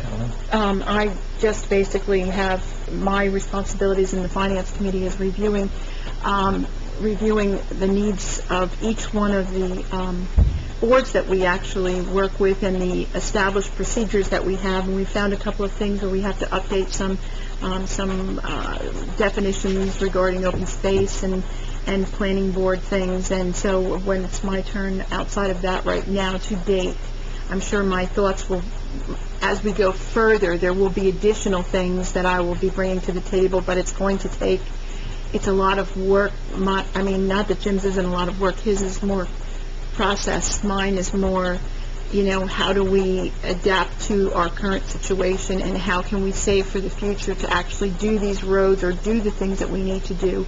And that's one of the things we haven't been able to do, is to rein in some of the spending in order to establish the future so we can plan in the future. So that's my role. So right now, that's it. Okay. So, all right, now, I'm going to move quickly through mine and try and make up some time here. The EPA staging we addressed already, so I'm going to remove that. Kim, if you can, I know we had to correct some resolutions from the January 1st that were misstated 213 and 214. Can you have those hard copies of those, I should say electronic copies, circulated to everybody? I'll do it tonight. Okay. They're already all done. Okay, I well- asked you that. Did you want me to resend the reorg with the corrected resolutions? And you said no. Maybe I didn't understand. Yeah, okay, Yeah, all and right. it doesn't have to be tonight, it could be when, No, just I'm gonna tomorrow. finish this. It's fine, okay. Hungry. That's great. What I would like to do is to, we can either do it together, and if, however you guys, want to proceed with this, but I'd like to see a resolution prepared by Frank. We've gone paperless effective January 1 because we were committed to moving that way, but I'd like to see a resolution that outlines the exact policy, procedure, when the last day is for submission, when it's going to be circulated, all of that type of stuff, so that everybody has a copy of it. It's more policy-driven. Yeah, it's more policy-driven, so, I'd like to a motion to authorize Frank to do that. Yeah, I had a little point to do that, so if you want to make, I'll make the motion. I'll second it. Comment, roll call. Comment. Yes. You You did. I'm looking at yes, sir. Thank you, sir. Okay, so paperless is great. We have to adopt our minds to, okay, we have all this great paper in front of us and we see things that general public shouldn't be seeing from a privacy perspective. Social security numbers, license numbers, yada, yada, yada. We need to address how we, right in the beginning, get it right the first time. How do we redact those things before you, Kim, or whoever is putting this stuff together for us, before we start seeing? We don't need that information, I'm assuming. We don't need to see personal information to that degree. So, You lost me there. for example, on some of the applications, you have social security numbers and licenses. Okay, so on the stores for like- volunteers, Oh, okay, you should on not the- have that. Yeah. So when that comes to You have us, that. It's on here. it's on our agenda. Oh, It's on our Yes, electronic. some of that stuff has to be redacted. So when you Okay. put this up as minutes or Okay. you put the agendas up, There's actually a policy that has to be in effect for this type of stuff. We'll add that. Personal identifiers. Yeah, we'll just, Date of we'll just birth, copy the social security number. Yeah, we'll just copy the court. Right, when I put the agenda up on the website, I only put the agenda. Right, Yes. but even for us to have that, Yeah, I don't know if, no, but even for us to have that is inappropriate, yeah. that's good. I want to protect the privacy. Yep, okay. That's all. All right, we'll make sure that that's added. All right, and then, Roll just... call, roll call. Yes. Roll yes. call. Okay. Bailey's, Yes. Amelia, yes. Adams? Yes. Florrie? Yes. Twillo? Yes, thank you, Jim. The enforcement of our spike signs, it seems to be inconsistent, to be polite, from DPW. I'd like you to speak with John tomorrow about really getting into a habit of every Thursday or Friday, and I can tell you where they are, okay? It's right up there at exit 3. There's signs that are posted. There's real estate signs. They're over by the 519 and Stryker Road. They're at the end of Main Street and 519. They need to be pulled, and what I'd like to have is John put his initials and the date and the location, handwrite right on it, because that's going to be evidence. They don't get the signs back anymore. They come here on Tuesday. We need to have Dave issue the summonses. Everybody who's up there, the violators, they've all been given multiple courtesy letters. It's time to start. It's time to start enforcing. You think they should pick them up on Monday? Because a lot of times the realtors and everything put signs out like Friday for the weekend, open houses and all this other stuff. Well, They put all realtors over. I've been following the policy and picking everything up. The realtors do it on Sundays. They're not they the do problem. Sundays? Yeah, they do Sundays. They put it up on Sunday, take it down They Sundays. take it They're not a down. problem. Okay, so every Friday. Yeah. Yeah. Every Friday.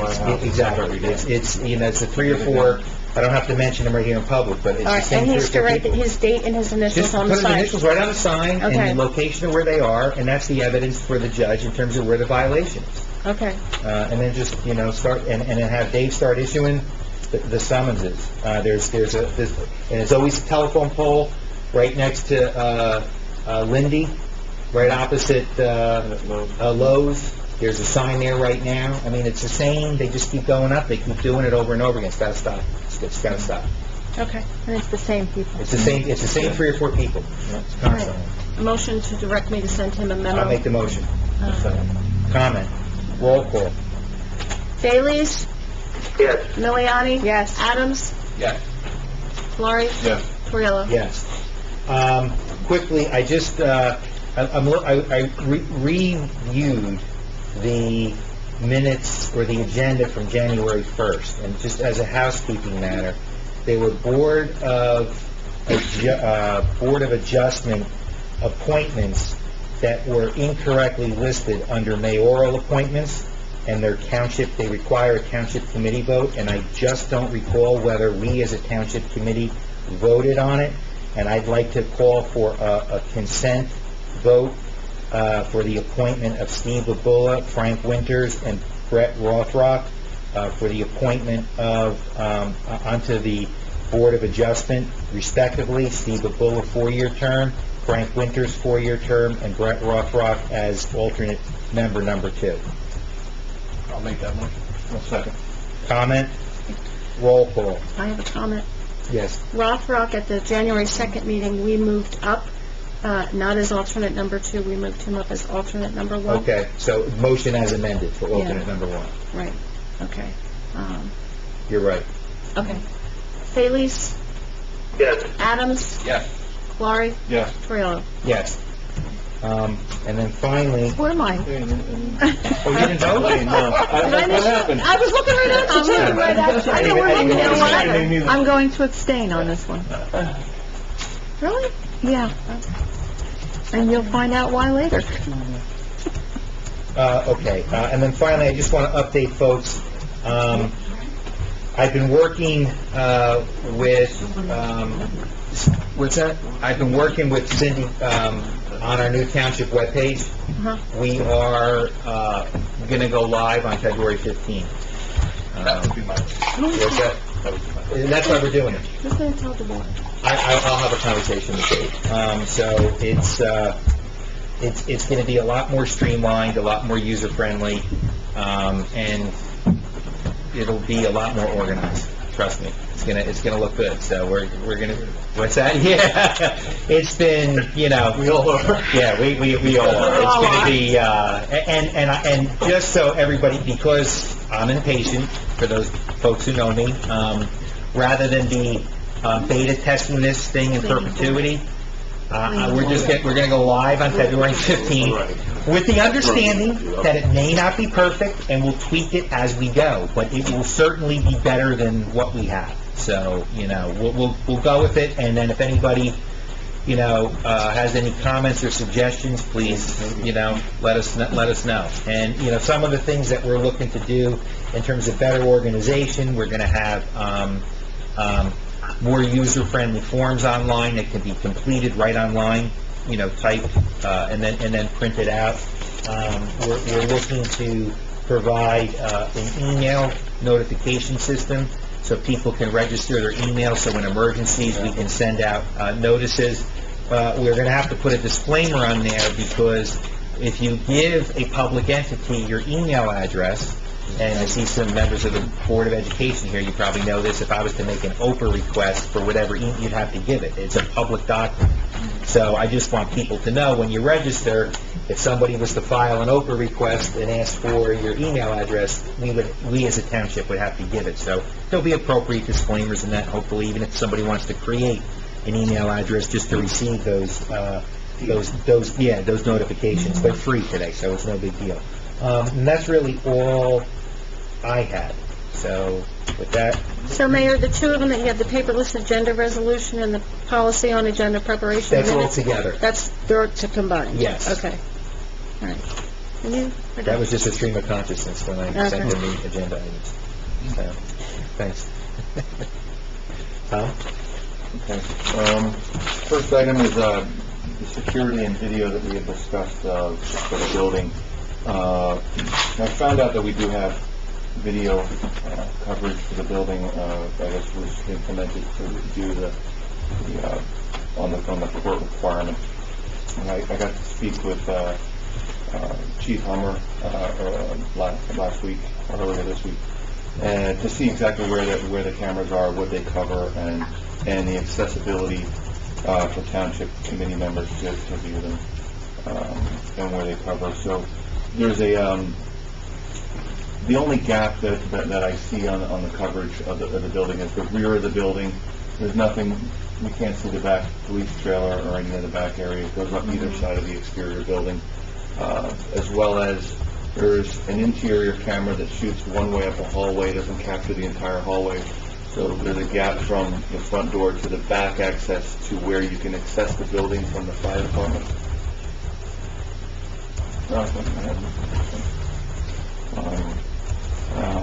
But we're looking to add cameras in different areas. So, Chief was good enough to go out and get some quotes for us. We're working on that. Okay, so, good. Turned around very quickly.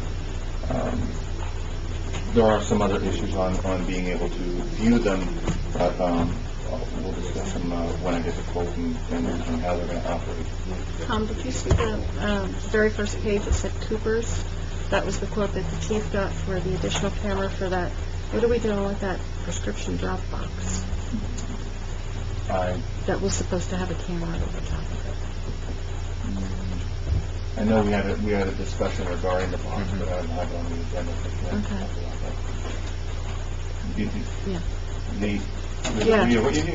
Can you come up just though, so you pick up on the tape, please? So Yeah, that was something that I was interested in. they're taken here. If that was, The chief wants me to comment on the coverage for the drop box. I was into that. The prescription drug drop box. Right. That was that. In the paperwork that I gave you the quote from Uber for the interior camera. Right. And I have another quote for that run downstairs, which is the same price, the exact same camera, as another interior camera. Right. And that was the camera would need to be placed on the prescription drop box, which is CTE, if you want to have the prescription drop box. Because at the able to have surveillance on it 24 hours, whether it be by police presence or by camera. We don't have the ability to have an officer watch the box. So it would need a camera on it, and it has to be indoors. Our showroom has that capability to have 24 hours, but we don't have room for that drop box this size of the postal mailbox to put outside. Can't have it outside. Question is the room and the 24-hour surveillance on it, and you Right. also want a locked area. And it has to be secure area, it has to be under lock and key, though, because you can't be well to your area. But Right. when none of the public is going to be in there, if people are coming in, it can't be out. Correct, it has to be indoors, and it has to be in a secured area, so that hallway downstairs, the basement, would be suitable, however you have to have a camera in there. We do have 2 locking doors, on either side, but you need the camera for 24 hours. Does this sound like it could be an attractive nuisance for crime? I wouldn't say so. I mean,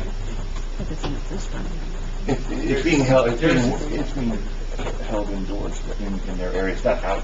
Are we going to be leaving it outside? Or are they no, coming it into can't you? go outside, it has to go indoors, so it's indoors right in the basement. You have to come through, we have to buzz you in, or you have to have a key in our system, or you have to come through the other way, which is a lock system. The box is also then has to be secured to the floor, and it has a lock. So, When did this get installed? So the only access It to the didn't get box is Then you the install, police got dropped, officer. they just dropped it off for us to start the process? Wouldn't that make sense, Rich? The only way to get to that box is through the police department, which would mean that a police officer would be opening the door when you buzzed in. So a police officer would open the door, so there would be police presence to begin with, to walk them over so they could do it to the box. So why would you need a camera? because of the other entrance from the building door. And how would they get in there? Well, it's not how, because not only police personnel have that door, Exactly. so. Or could there be a procedure that the police have But anyways, even if there is Yeah. two secure doors, and the room's totally secure with key and lock, you still need surveillance on it 24 hours. Okay. That's guidelines by the DEA. Okay. They're very strict with the, Yeah. with All the right, box. we can discuss that offline. We'll Yeah. talk about the feasibility of keeping it and actually making it done right. I don't want to make a mistake on it. I don't even see holding narcotics in the building, so a possibility there. Yeah. All right. All right, thanks. So I'll skip to the police Facebook page.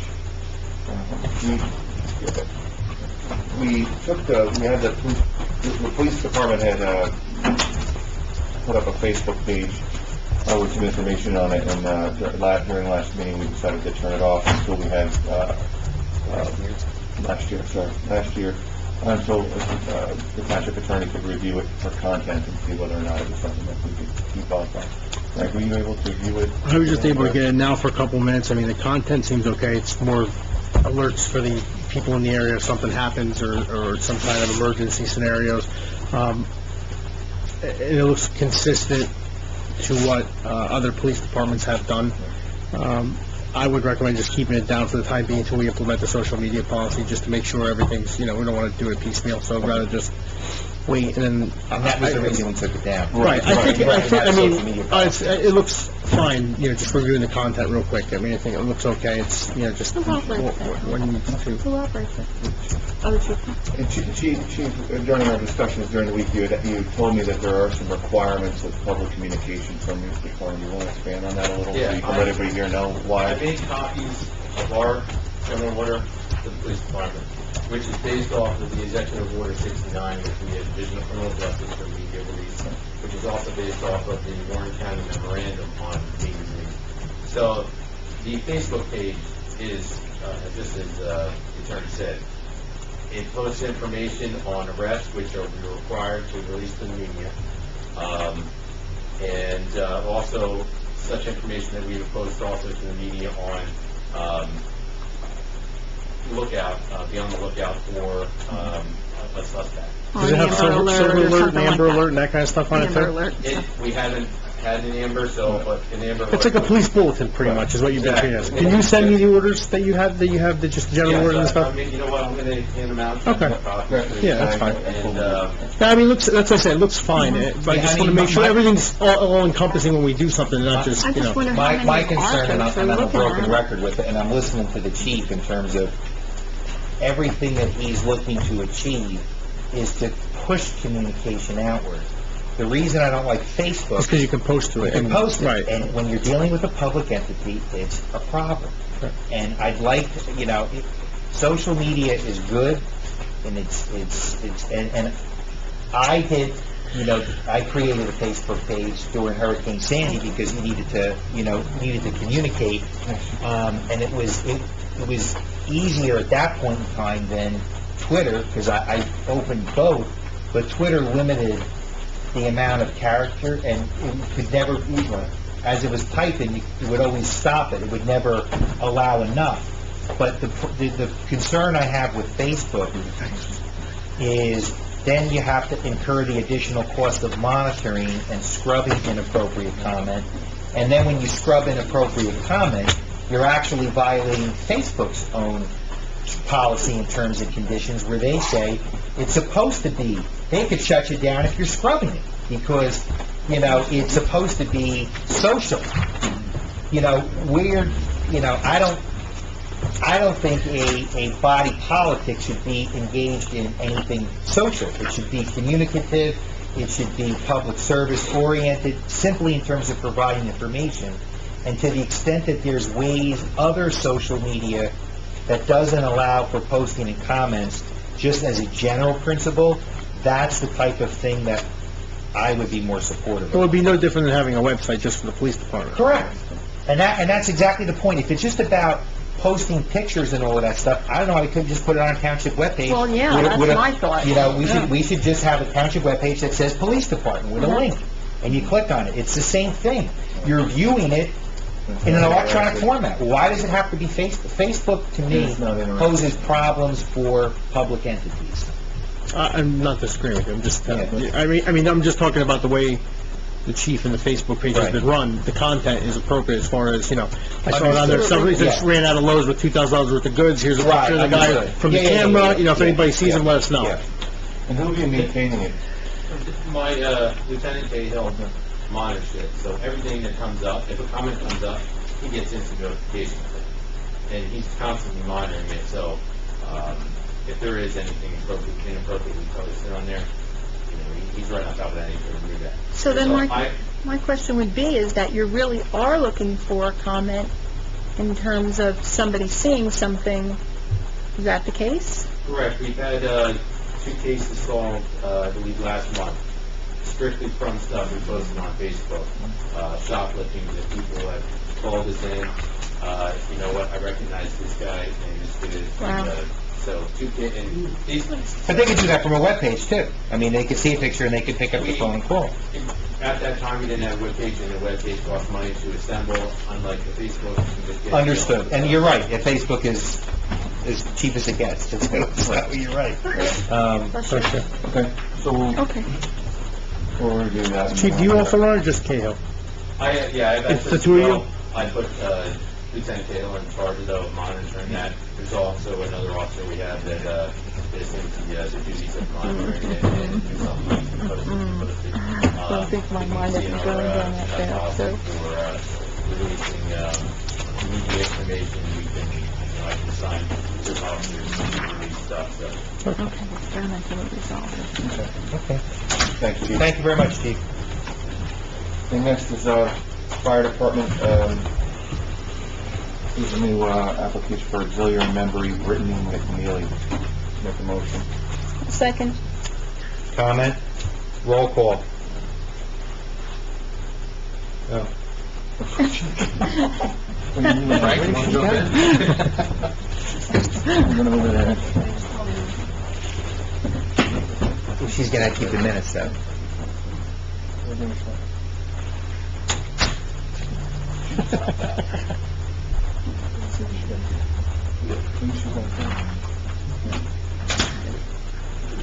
You want to, do we have it second? Yeah. Yeah, it's pen, it's, Yeah, so we have to wait. I could read. She's gonna be totally embarrassed when she walks back in the door. It's on the quiz. No, we just won't have it written, and she's gotta go back and listen. I thought January 1st was on. How can we stop the business? good point. She's gonna be totally embarrassed when she comes back in. To the motion. She's gonna be red. We'll just sit here and stare at her, wait for her to catch up. We're waiting for Kim to return, Angela. She stepped out of the room. I like the In way, the middle of a roll call. Yeah. I like the way you seconded it and said, what? Yeah. Oh, we have to have a little levity every once in a while. We're in the middle of a motion, Kim. It was first and seconded. It was a motion, Fire Department Auxiliary Member Brittany McNeely. Okay, and the motion was made by Tom and seconded by Me. Jim. okay, Elaine. Sorry, Elaine. that's all right. Any comments? Roll call. Okay, Thales, Yes. Adams, Yes. Miliani? Yes. Valari? Yes. Toriello? Yes. Next is the OEM update. Joe's not here, but I have some items to, as information. The Township Emergency Operating Plan, EOP, is due for updating this December of 2014. So Joe will be reaching out to the different township departments that are required to have annexes to this, to the EOP, and ask for their review and updating for names and numbers and things like that. And they also need to forward a representative to form the LEPC, the local Emergency Planning Committee. Once he has the names, he'll forward them to the Township Committee for the mayor's appointment approval for the roles and responsibilities of municipal government. He'd also like to have the names prior for the February 6th meeting so that the LEPC can meet in February after that.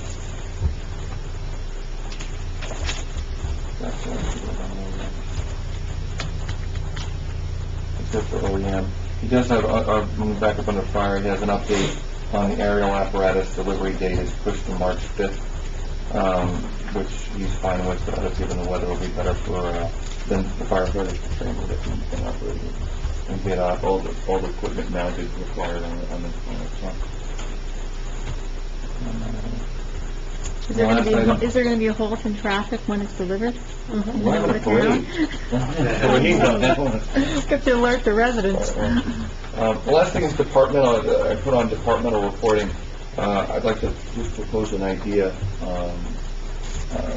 that all the departments in town, for the Township Committee, do a small report out on a monthly basis or a quarterly basis, depending on what you feel.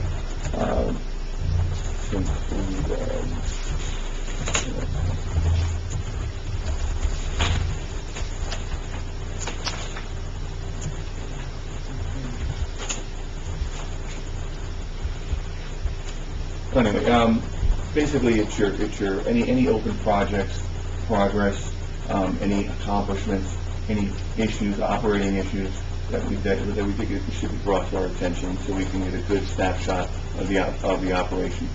DPW, police, fire, internal, the admin, clerk, finance already does the report. But just to get a snapshot, so we can understand all together, so we don't have to have any type of separate meetings without quorum, stuff like that, just to get a snapshot. Does that make sense? When you say report out, you mean monthly written reports, or you mean in-person presentations? Presentation. You come in and this is our business. You get the head of DPW comes in and says, this is the amount of hours, this is the amount of hours it is it major issues in town? We have this issue, we have missing street signs, we're working on that, we have an issue over here, stuff like that. Police will come in, the chief will come in and say, hey, no, any major issues. You have nothing, you have nothing to report out. But I mean, you should know what kind of projects you're working on, any capital projects you're working on, your progress on those projects, any manpower issues, any risk to the township that could be mitigated by reporting out this information that we could talk about. in open session. I think So it's it would be an up to the 15 minutes, nothing more than 15 minutes, up at the podium and just blast out a report out to give us an idea. I think it's an excellent idea, except I think we need to come up with a form report first to make sure that we hit topically to organize, and I think with that addition to it, I don't know if you want to take a stab at maybe... Yeah, I could do that. I mean, I do it from a corporation standpoint anyway. Draft form report. Right, it's like a 1-4-square report out with 4 different, 4 different major topics to hit on, and then quick. It doesn't have to be 5 minutes. But if you have like the DPW foreman, you direct him to come here to report at a meeting, that's a call-out. 3-hour call. It's a 3-hour call-out, OT. So we have to consider... We'll consider it, but maybe it's something that needs to be handed in. A written And the report. liaison Exactly. reads it, you know, and the liaison reads it. It's just a quick 4 square saying, hey, these are the heavy hitters that are on there, we should all know about it. It's not fun. So if it's not a good idea, we bag it, but I just looking at other people's departments that I'm not affiliated with, you're not really on the day-to-day. You know, with my things that I'm liaison to, neither is Jim, and then Jim will be, asking me what's going on. That is a better way for the entire township Right. committee to know everything. We can't communicate outside of this meeting via email because it violates the sunshine law. So if we're sitting here and we've got a nice little report out, we could take it away. If we have questions, we talk directly to the department heads. At least we just get an overall snapshot of what's going on and we're all on the same page. I make a motion authorizing Deputy Mayor Kalari to prepare a draft report for all departments. I'll second that so then I can talk.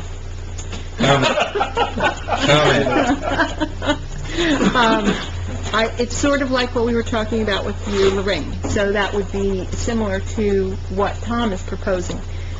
But I would suggest, like Lorraine's, it would be just on the third Thursday of the month. It would not be, well, not even just that, we can't like do some on the second Wednesday or the first Thursday and then some on the, I think that we need to establish that policy that it would be best served if it's on the third Thursday of the month.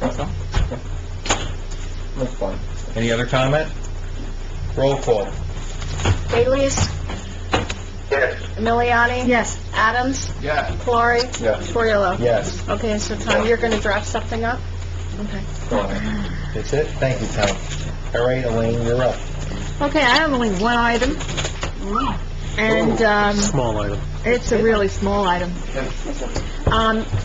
Over the last several years, and really since I have been working with the township, my first role and responsibility with the township before an elected official was actually to serve on the Board of Adjustment.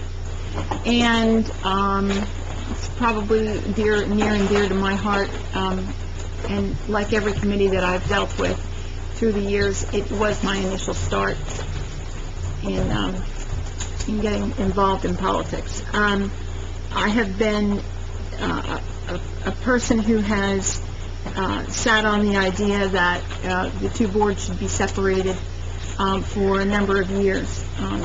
But in these last 2 years in particular, we've been noticing a drop-off in applications, in projects, in items that may not necessarily call for two boards to actually exist. So, through a lot of thought and wrestling with my own thoughts about having two separate boards, it has become absolutely imperative at this point in time that for cost savings, while not major cost savings for the township, but also cost savings for the folks who are required to be here from a professional standpoint, and they have to take 2 days out of their month right now and assign it to Greenwich Township. And in the past 2 years, we've had more cancellations than we've had meetings because there has been no applications or processes for these folks to actually be involved with. Now, while, I have a deep respect and regard for those folks who sit on the Board of Adjustment and the Planning Board, we have to look at two things. One is that what is good for Greenwich at this point in time? Does it make sense to maintain the two boards? And I am now finally at the, bringing to the table that these two boards should be combined. Many towns throughout the state of New Jersey have done the combination. The combination is now considered a land use board. We have a land use secretary who now monitors two boards and has to prepare either two agendas or manage two separate boards and tell them all that there's no meeting, there is a meeting. So, relatively speaking, this is, while is not a big, huge savings to the township, there is some savings to the township, but more importantly, it's a mindset. It also is part of what we've already been doing in the master plan. So the New Jersey state regulations are that if we are consolidating these two boards, it would be considered a land use board, and the consolidation would be primarily that the planning board would be the main members of this board, and it's outlined in an ordinance that we have. But this also allows for our professionals to now open up their calendar a bit and be able to look for other work in other towns on one of the days that they have free out of these 2 days that they have assigned for us within that month. And I think that that's only fair, not only for our professionals, but our land use secretary. She could help other towns. When we cancel meetings, that means that there's no work for them too. And so to some extent, I see both sides of the fence on this particular decision, but my recommendation to the governing body is to introduce the land use board. It's a draft ordinance, which, by the way, I believe is the wrong year on the actual ordinance that I have. It says 2012-02, and it really should be 2014-02. It's handwritten. In my packet, it's 2012-02. It's handwritten. It was just an error. Okay. But it's assigned 1402. I know, I see it on there, but the paperwork says 1202. Okay. Are there any questions? No, I would just like, I see it's 2012, yeah, 1402. In addition, it also, and for all those practical purposes and under the MLUL, our town is of the size that allows this type of consolidation. Having served on, currently serving on the planning board and having served for the last 3 years, you're right.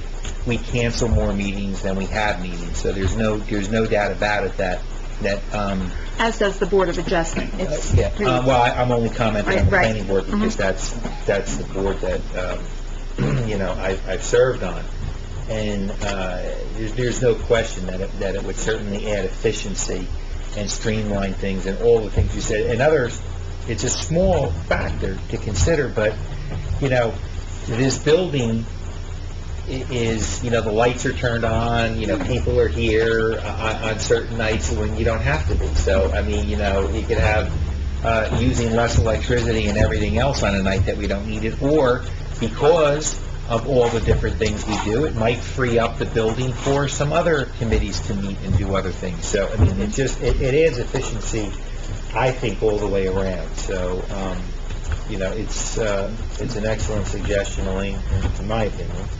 Well, both boards are reporting to me this year, and that's sort of why I abstained, because I knew what my recommendation was going to be on this ordinance for introduction for tonight. Anybody else have any questions? Yep. Out of personal curiosity, has there been any discussion as far as what date is which, it will be It will the be second Wednesday or February. second Thursday? It'll be everything will be maintained exactly as it is right now. It will be the second So Wednesday. the planning board will, okay, so the Yes. second It will Wednesday maintain, it will be called the Land Use Board. We'll have a swearing in again, and we'll do all those things. Yeah. Yeah. So, any other comments? All right, with that, I guess, can I have a motion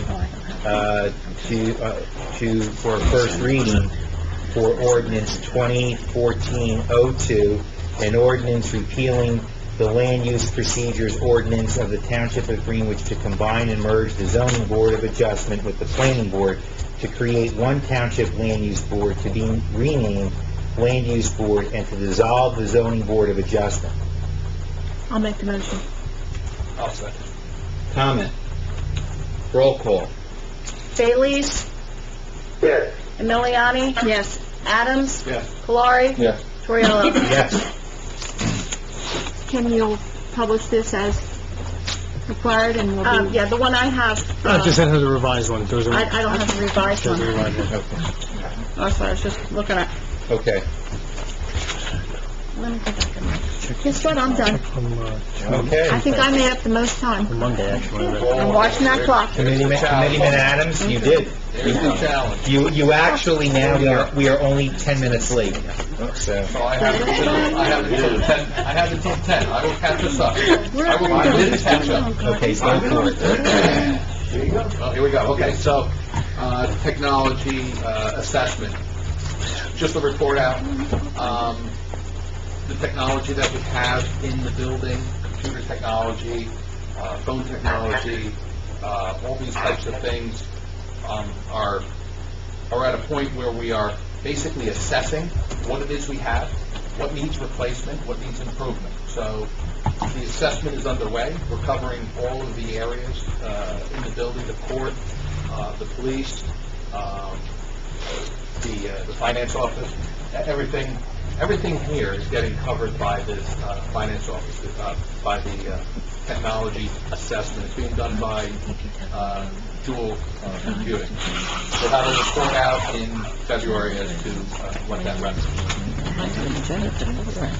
Tax collector. Okay, so since Gordon has retired, I remember Gordon, when I first moved here 22 years ago, I rolled in the door, I had no idea what I was doing with taxes, and here's this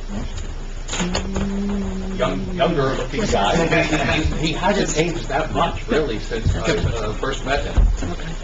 So since Gordon has retired, we have a need for a permanent tax collector. Currently, we are filling that need with a temporary solution, which is working out fantastically.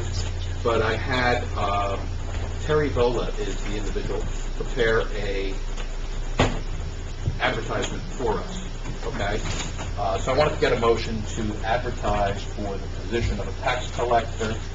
I have the verbiage in case you want me to read through it. How do we want to go through the description? Jim, quick question. I didn't see it. Did she mention computer skills and those things in there that were missing from the... Funny, I tweaked it there, yes. Okay. Yes, and I know you haven't seen it. I just got it. That's okay. I'm just saying... Just ahead of the meeting. Right. But yes, it indicates 5 years of experience preferred, and functional use of the evidence systems required. Certified tax collector for Greenwich, approximately 10 hours a week. Responsibilities would include billing for regular, added, omitted tax, homestead rebates, appeals, adjustments, tax sale, yearly audit, monthly and yearly reporting, post-annuals, PTR senior, and vet reporting. We have approximately 2,500 line items. I think that speaks to the actual number of tax volume we have. And a budget of approximately, we need a cross-check here on a budget of approximately 17 million is what she indicated we have.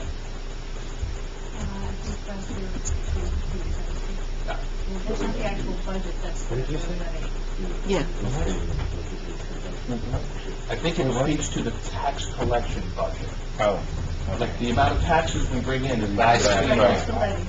That's the tax. So that's what it's referring to in tax collector speak. Understood. Does it cover, the utilities? Township also bills and collects approximately 200 sewer Okay. accounts. Yes. Does it say Edvin? Yes. It enforces that. And certified. And then you mentioned And certified tax. Thank you. Okay. And 5 years of I'll make the motion, Jim. I'll think it's all second there. it. Comment? discussion. Roll call. Baylees, Yes. Emiliani, Yes. Adams. Yes. Valari, Yes. Torriello. Yes. Can you specify what newspaper, where would you like this The advertised? township's authorized. Well, you just want it on the newspaper, you want it on New League of Jersey Municipalities. New Jersey League of Municipalities, What about the tax? Tax Collector Collector, Assessors Association? Yes. Greenwich and Greenwich. You want it in Greenwich? No. No. Put it up on Facebook.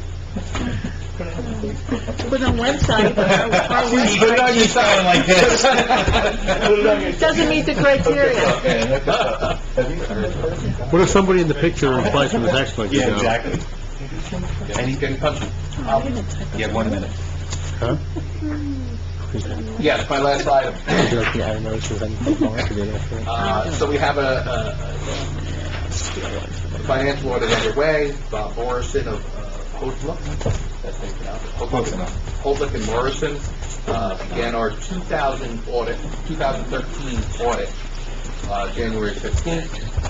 We're on target to complete the ADS by January 31st, and the AFS, the annual financial statement, by February 10th, 2014. What I want to get from the committee is a expectation in terms of the initial 2014 budget. When is the timing that the Township Committee wants to see that in draft format? Tomorrow. Yeah. March 1st.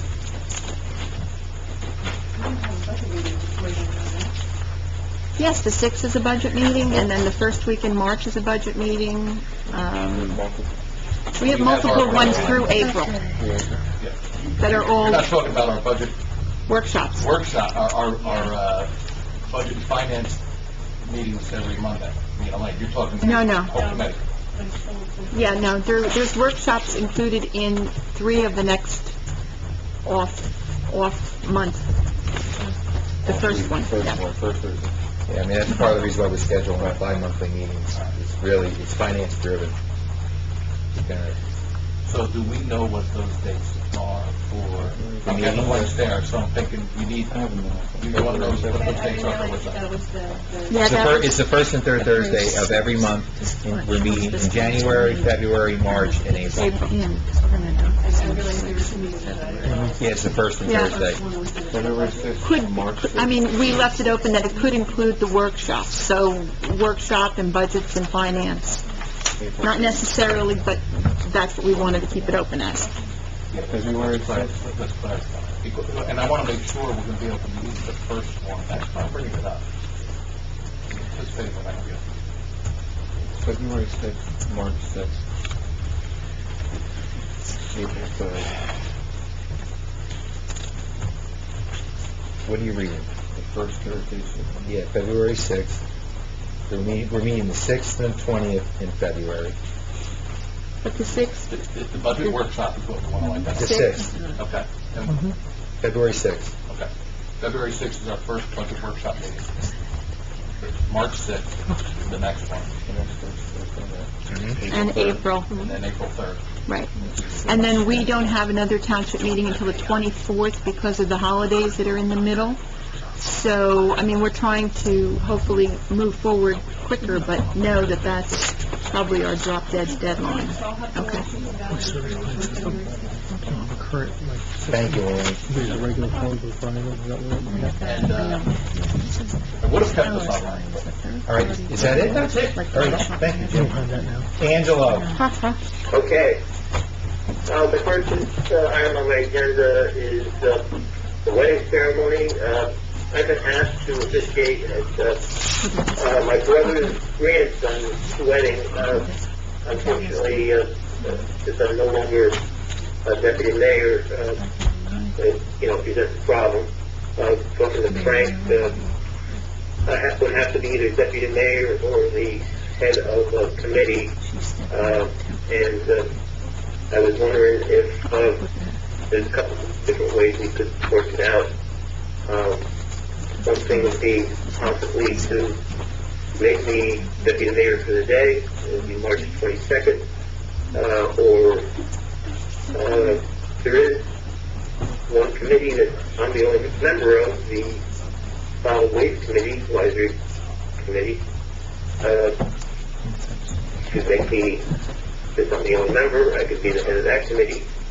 That's not the committee. It's mayor, deputy mayor. He's thinking a committee within the township, he doesn't What do understand you that. think? That's, No, it's I deputy. know. Maybe that's a suggestion. he misunderstands. Angelo, I was that? I just found that before I came in. You don't know, you can, Yeah, okay. what Frank was talking about, and he could, I'll let him speak to it, he doesn't mean being the head of a committee within a township form of government. He meant being the president. It's the mayor or deputy mayor. Right, and when he quoted the statute, the term president or head referred to the head of the form of government, not. If you read the actual, actually I have a copy of it. It does say a township, the head of a township committee. That's the Yeah, mayor. that's the mayor. That's the mayor. That's the point. So, and Frank gave you a suggestion as to how to go ahead and perform the marriage ceremony, and I don't want to do it that way. okay, I understand you don't want to do it that way, but I'm not going to push it. If you don't want to do it, that's fine. My only suggestion would be, if you could make me deputy mayor for one day. If you don't feel comfortable with that, I'll move on to my next item.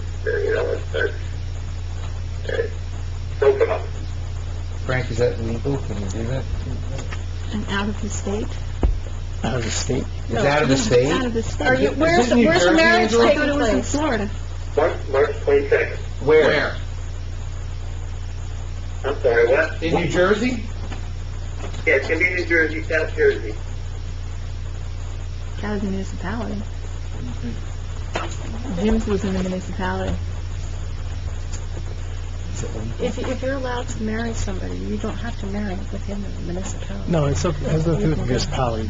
It's a fact of, if you're gonna have to do, it's official action to remove the mayor or deputy mayor, For that day. installing Angelo, and then reinstalling everybody else. I mean, it's a cost, and, we're talking about taxpayer funds all night. I mean, there's a cost to doing all of that. There is a cost?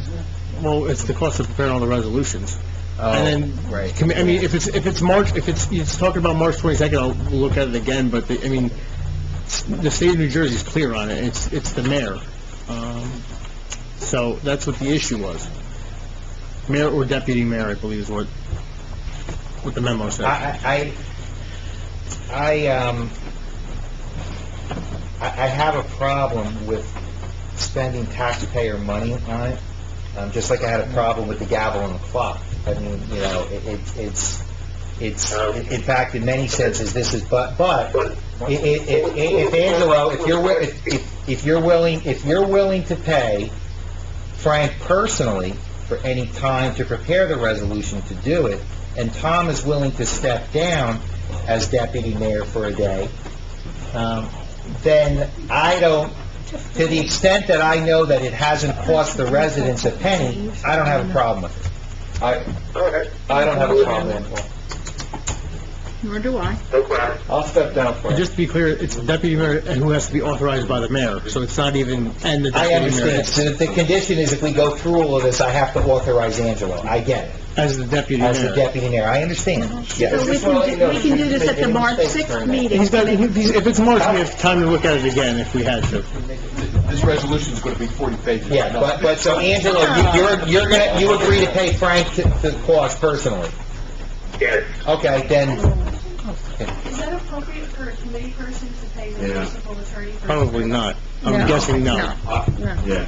I'm saying we should direct the clerk it's not? that resolution. Can I suggest that since we have 2 months that we look at it? How about we so say, that we don't do anything? Fine tune it a little bit and talk offline, Angelo. It's not a no. Fine. Okay. How about that? With the municipal Keep in mind, attorney. you need to have to know, they need time to hire somebody, so I do have to know tonight. Oh, yes. All right, Angelo, let's table and take it offline, because actually, even in spending this, we're spending time right now. We'll take it offline. It has to be tonight, the answer, Angelo? Yeah, because don't forget, they They have have to to hire put a in somebody minister. if They have to do it. he can't do Can't it. do it tomorrow? Yeah, he'd have to Like, do give confidence give Frank a day to figure it out? Put a cost beside it? As long as I know we can, that is not a problem, but I can't, I have to hang them up. No, I know, I understand. So, Yeah, so we're gonna can do it. we make a commitment to let them know by tomorrow whether or not we're gonna do this? Yeah, we gotta take this offline, and we gotta move on. By end of business tomorrow, Angelo. Okay, the next thing is, I have that telephone agreement with LSI. I don't know if Jim is working on that. I sent the contract, on that, to everybody. Anybody looked at that? Yeah, Angelo, I'm working with Jeff Jewell to get the assessment back from him. But this is for the telephone. Understood. Yeah, well, while we were in there, we expanded into covering the telephone aspect of things. Oh, okay. So, This is a whole different thing. It's to save $6,000. yeah, well, I want to take the information and combine it with what we're getting from Jeff Jewell. I'll circle back to you. Okay. Make sure All we're right, good. you've got that. So you're handling it. Send me a copy with you, Jim, please. Yeah, oh, yeah. I have it, because I had the other. That's like February, March. Hey, Angelo, if you could work with them on it and give them what you have already. I passed it on. Did you get my email on it, Jim? Yes, I did.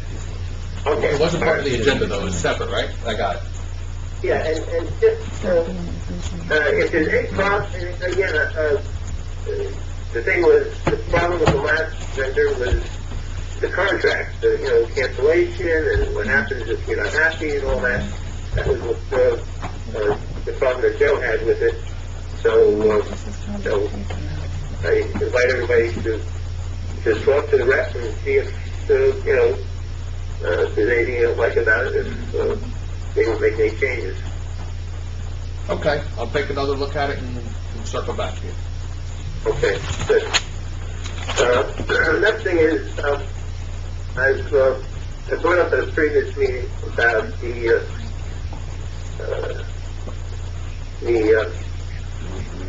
New Jersey Economical Opportunity Act of 2013. And I brought up some figures, and I actually underestimated the situation that we're in as a town. We're in a priority zone, which means that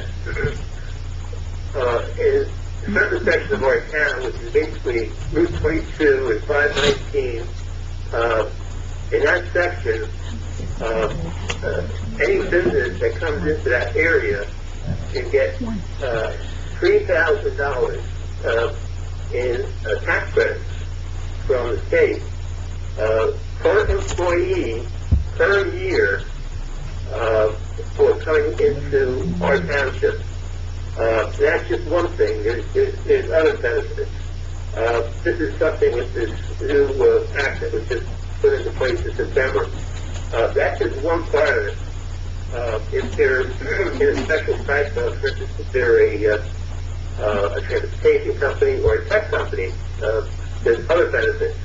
So we're in a special we have a special priority because I believe it's because we're right next to Phillipsburg.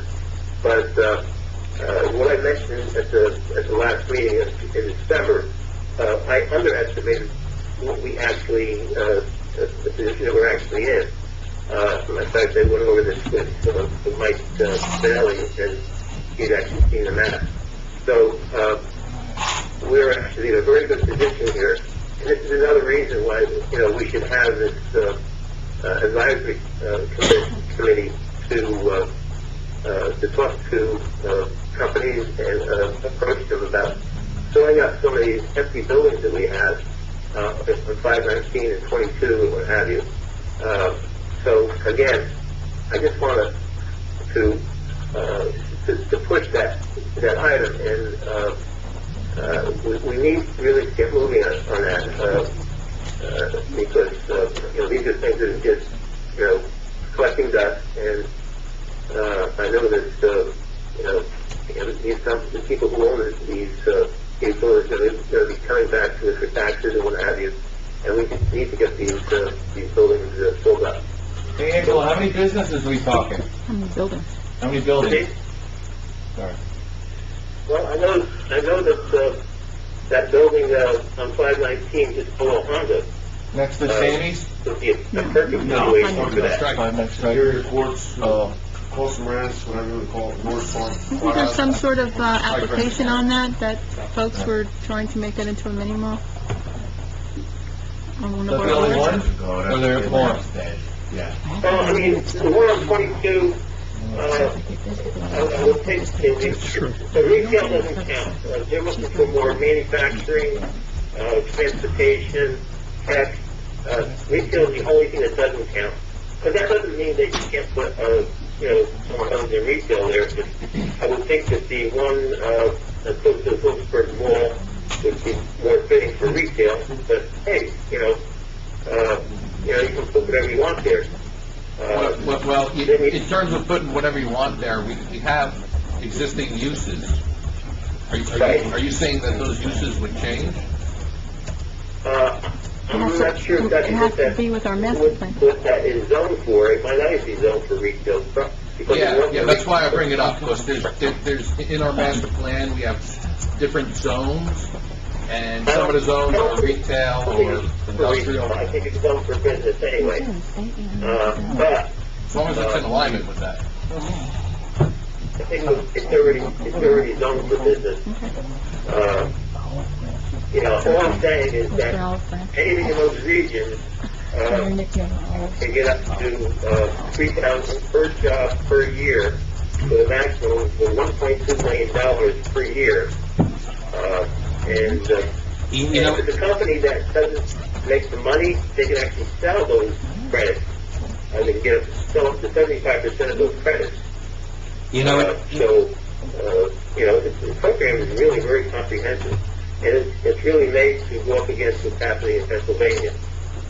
And Angela, it's kind of hard for me to, I guess, conceptualize or understand exactly what you're proposing. So why don't we, I guess, form a subcommittee, maybe you and Tom, to kind of gather some information. You were referencing some statutes, some credits, all of this stuff. Gather some information together, put together something in writing for us to take a look at, so it'd be easier to follow the bouncing ball.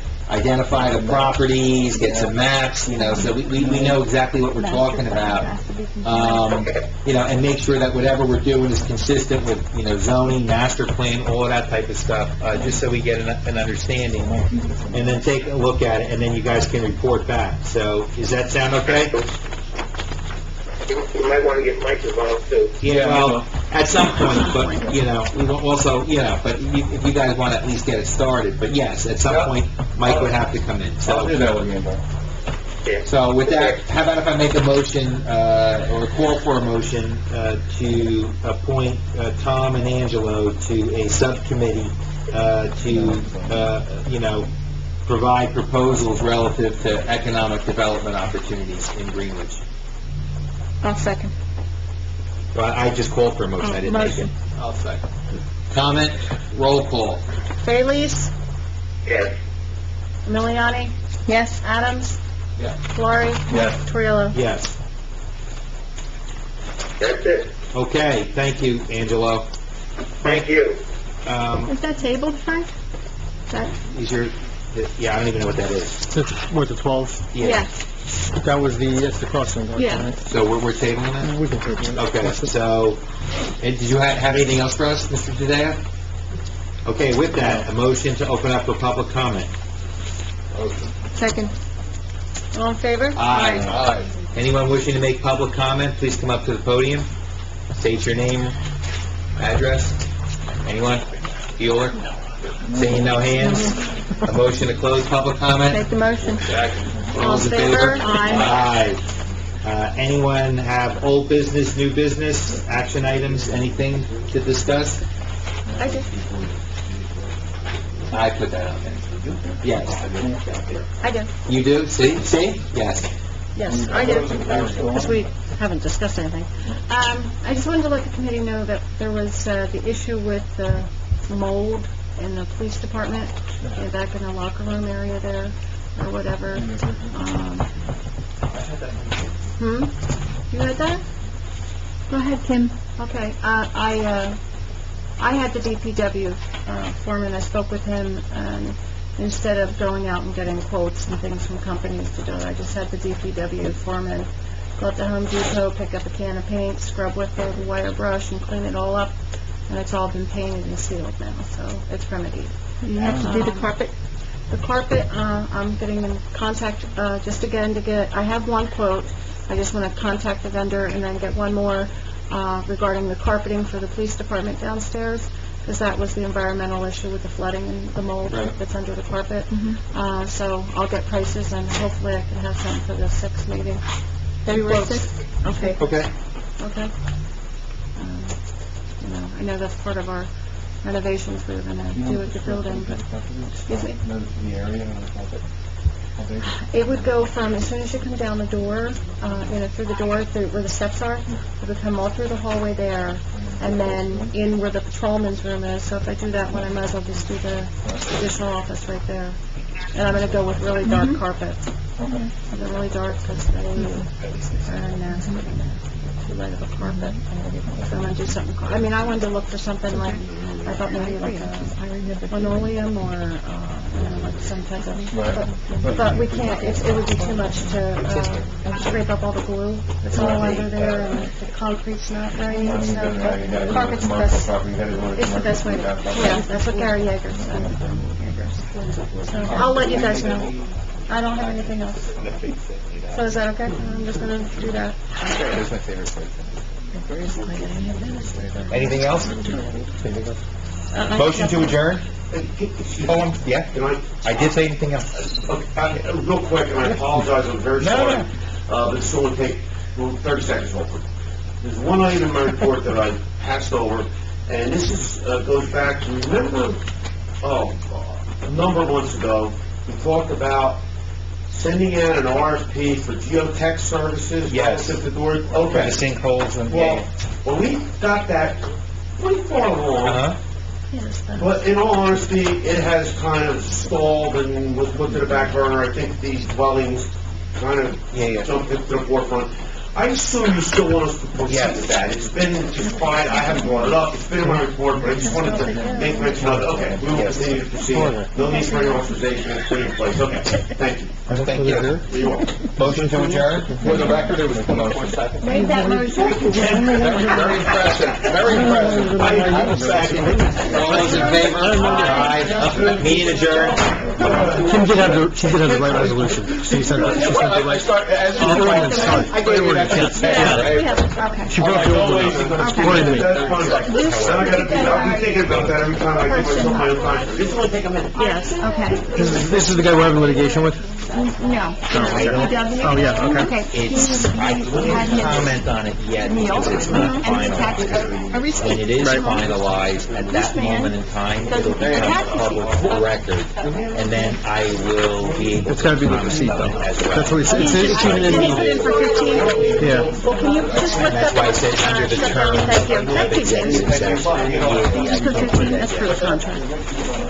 It is for the contract. But does the contract require receipts? Yeah, it does. It does, so That's why this is here. I'm telling you, years ago, we had food issues. See, we're kind of like regimented now. It's going to be like this through April, because I want to get the buses done. I don't want to be like July and August like last year. receipt in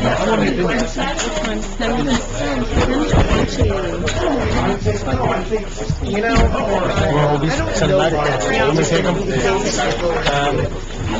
Sarah said, well, the first Thursday of every month. Each must furnish a receipt, not even optional. I'm going to say no to that. You know that. I wrote it. I could work here a long time, I love it. Oh, wait, you wrote it? No. It's a combination.